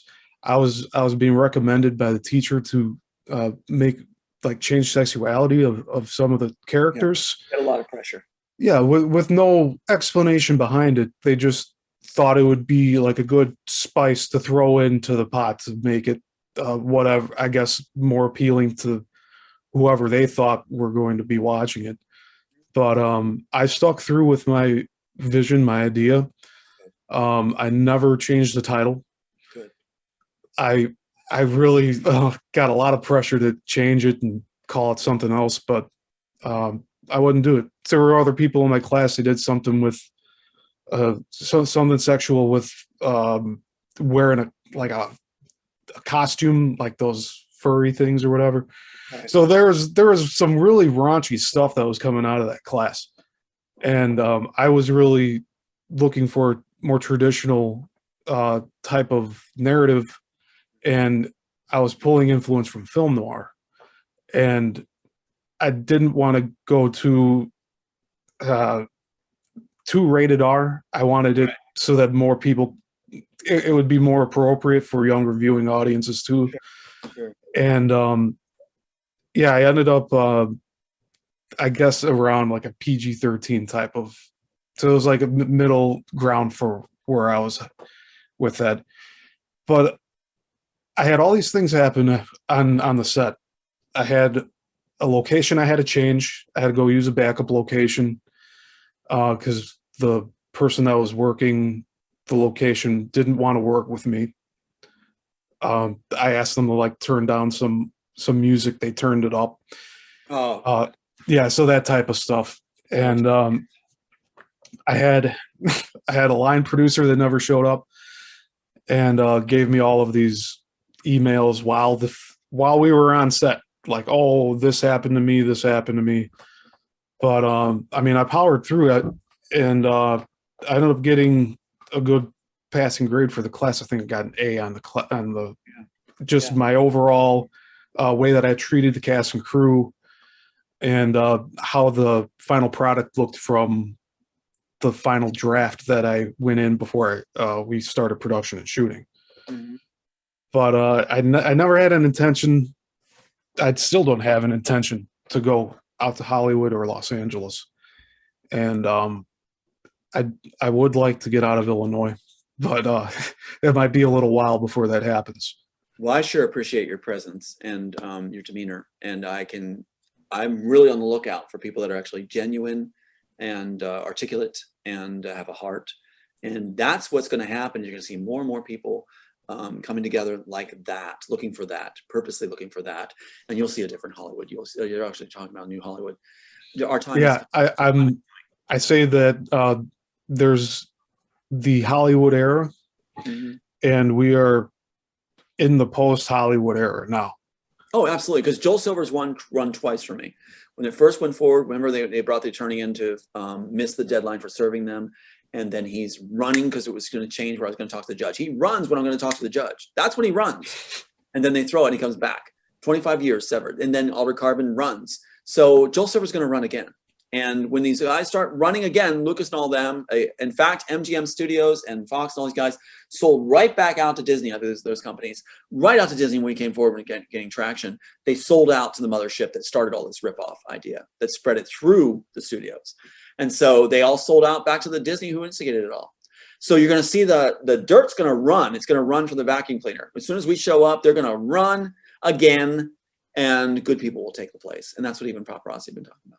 So then we shall see a golden age in Hollywood when these clowns like Lucas and all these other guys, Spielberg especially, Joel Silver, the Wachowskis even, are gone. And then keep in mind, they have their inner squabbles. They each have their inner squabbles. They don't like each other. They're doing special things for their media they own to make it look like they're good people, to protect their legacies now. Spielberg, they're doing a whole thing on Spielberg now as if he was this poor kid that had these challenges mentally. And, he still came through. No, he just lifted work. Same with Steve Jobs and Bill Gates. So it's like, it's going to come forward now. As they each covered each other, that's going to unravel. Fight Club will be talking because it's all of a sudden they're going to be talking. They're going to say, okay, well, I covered for him and I did this and I covered that. Michael Eisner's already started to do that by revealing his big payoff he did. That's a good analogy for what's going on. It is. Fight And Club. that's why, the credit goes to Mike Lang for being dumb to reveal the trail to Disney. I say to Mike Lang, thank you for taking the wife to bed. Thank you for the emails showing that, even though you struck him for devices, we had it on external storage, you idiot. And then revealing Michael Eisner tied to Pat Robertson. We would never have known it wasn't for you. Mike Lang, who never is mentioned in the media. Let's mention him. Yeah. Toast up. Sounds good. There, I'll make a toast to that as well. There you go. To Mike Lang. To Mike Lang. Revealed it all because of his ego. There you go. That's poetic that they fall because of their ego. I love it. He wanted to up the author. He wanted to be better than the author. So he thinks that taking the author's wife to bed would be the major man blow ever to the author. That was a planted wife, a honeypot wife. Take her. That just means the job's done. My son can actually have a good person later. And there are women stepping forward that aren't yet. They're approached, but they're still hanging in there and they're good people. Yeah. I'll end up with somebody who's like, smart, intelligent, beautiful person. I like that. And I'll stop ending up with honeypots. And it's going to be a great life. I want to live a life where we celebrate, and friends like you know, people, I would say I'll consider you a friend. You did the work, you did this. I would offer that to you. You know, celebrate Thank together. you. Let's celebrate together. Let's get great work done. So Yeah, I think we have a lot to look forward to. I think so. There's just there. I'm at a loss for words, but what will be revealed will be so groundbreaking and like you said, like a flip of a switch. Yep. And hopefully it'll be a really peaceful time, not just moment, but time afterwards. Not to be gruesome, but they're gonna have to pick a couple bodies off the sidewalk from high rises. But it'll be these guys that were the players in this, and they crafted their own nooses. So it's just a little work for the janitors. And I won't miss them. I won't miss them. These people that do evil, they like to think, including with my sister being bought now, it's all about power. Part of that process is they want to believe that people are just going to think of them, that that's all people ever think about is them and how amazing they are and their image. And people don't. That is a delusional thought process. We don't think of you. You're not that important. One of the things my sister said to me too, when she was trying to get me to say these terrible things on the tape, I said, she said, if you don't say these things, then you're saying I don't matter. That was her main concern. My son just died and you're calling me to tell me that. So anyway, it's going to be a great world. It's going to be a beautiful world. It could happen overnight, instantly. And it can, right people in place. And we've been conditioned, those of us like yourself, we have gone through the gauntlet. We've gone through the fire. We're ready. Nothing sways us. We've got the compassion. We haven't lost our character. We've got our smarts. We understand how it works. We saw the broken system. We know how to run a good system. We could take over at the helm right now and drive very smoothly this Porsche of a world. I agree. Yeah, I'm looking forward to that.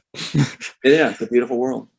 So yeah, it's going to happen. One interesting thing too is that I just want to throw this in, that they say if a person that rips off material, intellectual property, keeps mistakes in it, that it's really telling, right? Besides the birthday being corrected, there's many more. Here's one of my favorites.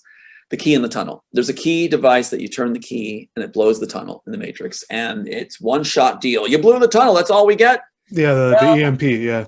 Yeah, and that's right in here. I was embarrassed about it because I did put it in here, and the Wachowskis used it anyway because they thought anything they'd take could be clever and it'd work in their favor. But the one-turn key is in here. It's a one-shot deal. And what's interesting is when they do it, the main character is in the fake Oval Office in the underground city. So they actually put the fake Oval Office in real life. It is real life imitating art. Wow. Mm-hmm. They're so drunk on this material, as Bonaventura said, it's revolutionary. We're making that immortal screenplay. They thought everything had been done under the sun, quote, everything's been done under the sun. There's so much tech in there, so much stuff in there. And it drives the story, Steve. Surrey in there drives the story. There's a reason for Surrey's creation on our phones. The reason we have this, I won't turn on right now. The reason it's on here is because our character in the Immortals misses his wife so much. They took it out, that relationship. And keep in mind that in Assassins, they brought another writer in because they took the central sympathetic character out. They took the love relationships out. That's what they did in the Immortals. That's exactly what they did when they had free reign, when Joel Silver appeased them in '95. So what you have is you've got Surrey being used in ours, where our main character loses his loved one. And so he programs his house, everything, all his devices to her voice, speaking as if she'd speak to him in a conversational way. And Spielberg ate it up, everybody ate it up. And then the devices came out after that. But it drives the story. It drives the story. Not in Spielberg's work, but in ours it does. Yeah. I think it's kind of cool. Yeah, to know that you've, I guess not necessarily inspired these other filmmakers, but you've influenced what's been brought to the public that everybody understands as their work, which is actually yours. That's right. But just like the mass exposure that your work's gotten under false pretenses is just astounding. Because I'm not sure. I'd rather say it's because of the quality of what you've written. Like that's the reason why it's gotten out the way it has. But it's also them pushing it to try to get their names out there and take credit for what you've done. That's right. Well, think of it this way too. You just raised a good issue and point. Think of it that, okay, the media, Newsweek, covers, all this stuff is on me. Think of it this particular example. Would people know who I am? Would they accept that it's true? If I had the grooming that Keanu Reeves had and all that stuff. What's interesting is when this story first broke, it was ABC News, it was New York Times. Their bureau chief is on the phone saying, don't go anywhere. I'm putting 2 writers on this. Don't go anywhere. This is huge. I could call their sales department and get connected to the bureau chief. And it's like in LA Times, same thing. Don't go anywhere. Put 2 writers on this. It's like, that's the only separation. You have me on here. I'm on other interviews and people see it. But think of it if it had all the glitz and glamour of their PR machine. Then people wouldn't, across the world, wouldn't bat an eye. They'd say, yeah, Tom is basically Elon Musk. They wouldn't bat an eye. It's just that stripped away. I want audiences to realize that's what they've done. They've taken nobodies and given them all this glitz and media coverage that they own in order to say, this is who you're supposed to worship. This is who you're supposed to lift up. You know, while we that don't want that attention or worship, just want the truth out, that we can have our families intact and lift others. So a better world is definitely coming. And part of the control of the media system, with the 6 families basically owning it all, when that breaks down, including Robertson owning media, it's going to be a different world. Wow, we'll finally get to hear a different world, see a different world, and see all kinds of people we would never have known were there. And I look forward to other people having their stories brought forward. Heroes that have never been sung. And I think the Lord is protecting you and has your back, because after everything you've told us today, like, it's amazing that you're still here. Oh, yeah. And I'm thankful that you are. It's just, it blows my mind knowing that all of this has happened to you, and that only now that you're able to come forward with all this publicly and share your story. And you know what, Steve? Thank you for that very much, first of all. And really, it's because of their greed. Besides protection from the higher power, their greed, which I think that was put in place for a reason. So I'm alive, my son's alive, my last son, because they think that they control what they think they can control their asset. They still think they can cash in on it. They never think of compassion. It's really sad that they think of it as, and they think of you as an asset. That's what instead of a human being. Yeah, they said star player on the bench, asset, golden goose, you name it. That's what they think. So because of my creativity, now think of this. This is chilling because I'm alive because of my abilities. What about those that don't have so many abilities? They're not needed in their world. In their world, they're just cut away when the time's right for them, when the one world society is set in place. That's not fair to those people. They have dreams, feelings, families, caring, art. They should not judge a utilitarian Charles Dickens way, hard times. No, you don't get to judge who matters, especially when those making the judgment are the least that matter. I agree. We'll show them who matters. And that's a lot of people out there that have never had their story told. Yeah. Better world's coming. Better world. I think it's fascinating that it's their greed that has allowed us to be alive. It's and the higher power.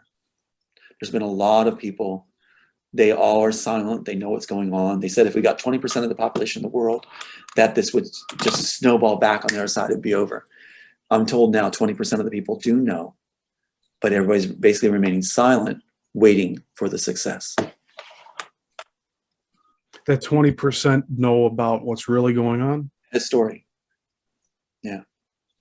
Because of all that was done by the other side. Those were worldwide publications they own putting it out there, mocking me with Wachowski's face and saying, no, nothing hack and everything else. And people kept saying, I know there's more to this. I know there's more. That's why they have this thing flooding the airwaves saying, you know, he lost his case. That's supposed to make everybody just turn away and go, no story here. And that's the other phrase they use, no story here. Then they say this other talking point, no one's going to care. No one cares. No one's going to look.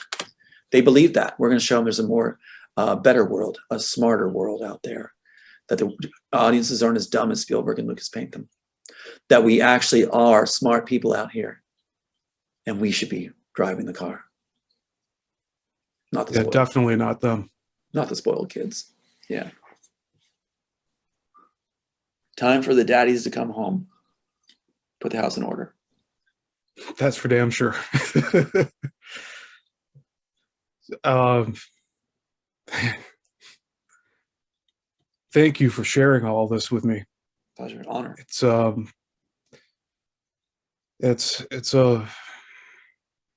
lot to take in. I know I'm gonna be rewatching this too after I put it up, but it's just yeah, connecting all of the people involved and just knowing what they've done and what's been presented as their own work and it's actually yours. Like it, I know how it's frustrating. I know how frustrating it is, and Yeah. but you handle it really well. And I know you've probably had a few times where you didn't feel as strong as you are now, but I think you definitely know there's light at the end of the tunnel, and we're close to the exiting the tunnel, and it's worth it. If I help other people, it's worth it. Compassion is the ruler of the day. That's where we're going to have a better world. If we embody compassion, we cannot be defeated. We'll never stop, no matter how hard it gets, how many loved ones turned, bought, murdered. We don't stop because it will always matter us continuing. So, yeah. absolutely. Yeah. So it's 5:15. All right. We've gone 3 hours. Marathon, man. You're the marathon. So yeah, if you ever want to go again with a part 2, I'm totally in, but I appreciate what you've done, Steve. And thank you. You've got a great presence. You're a great listener and you're smart and articulate. And boy, the more I do these things, I see it's going to be a better world. The wrong people are calling the shots right now. When the right people are calling the shots, and like yourself, you've got these gifts and you've got these stories, and you've got these abilities and these projects. It's like, wow, this world is not going to be boring. It's not going to be boring once the right people are in position and the losers stop trying to shut us down. When their hands are taken away out of the cookie jar, it's going to be a great world. It's going to be a great world. And we're going to look at what they created, and it's going to just be a mess. And we'll tidy it up and have a great way of life. Yeah, I'm looking forward to it. And in the meantime, we'll just keep fighting, right? All right. Take care. All right, have a good one, Tom. You too. It's nice talking to you. You too.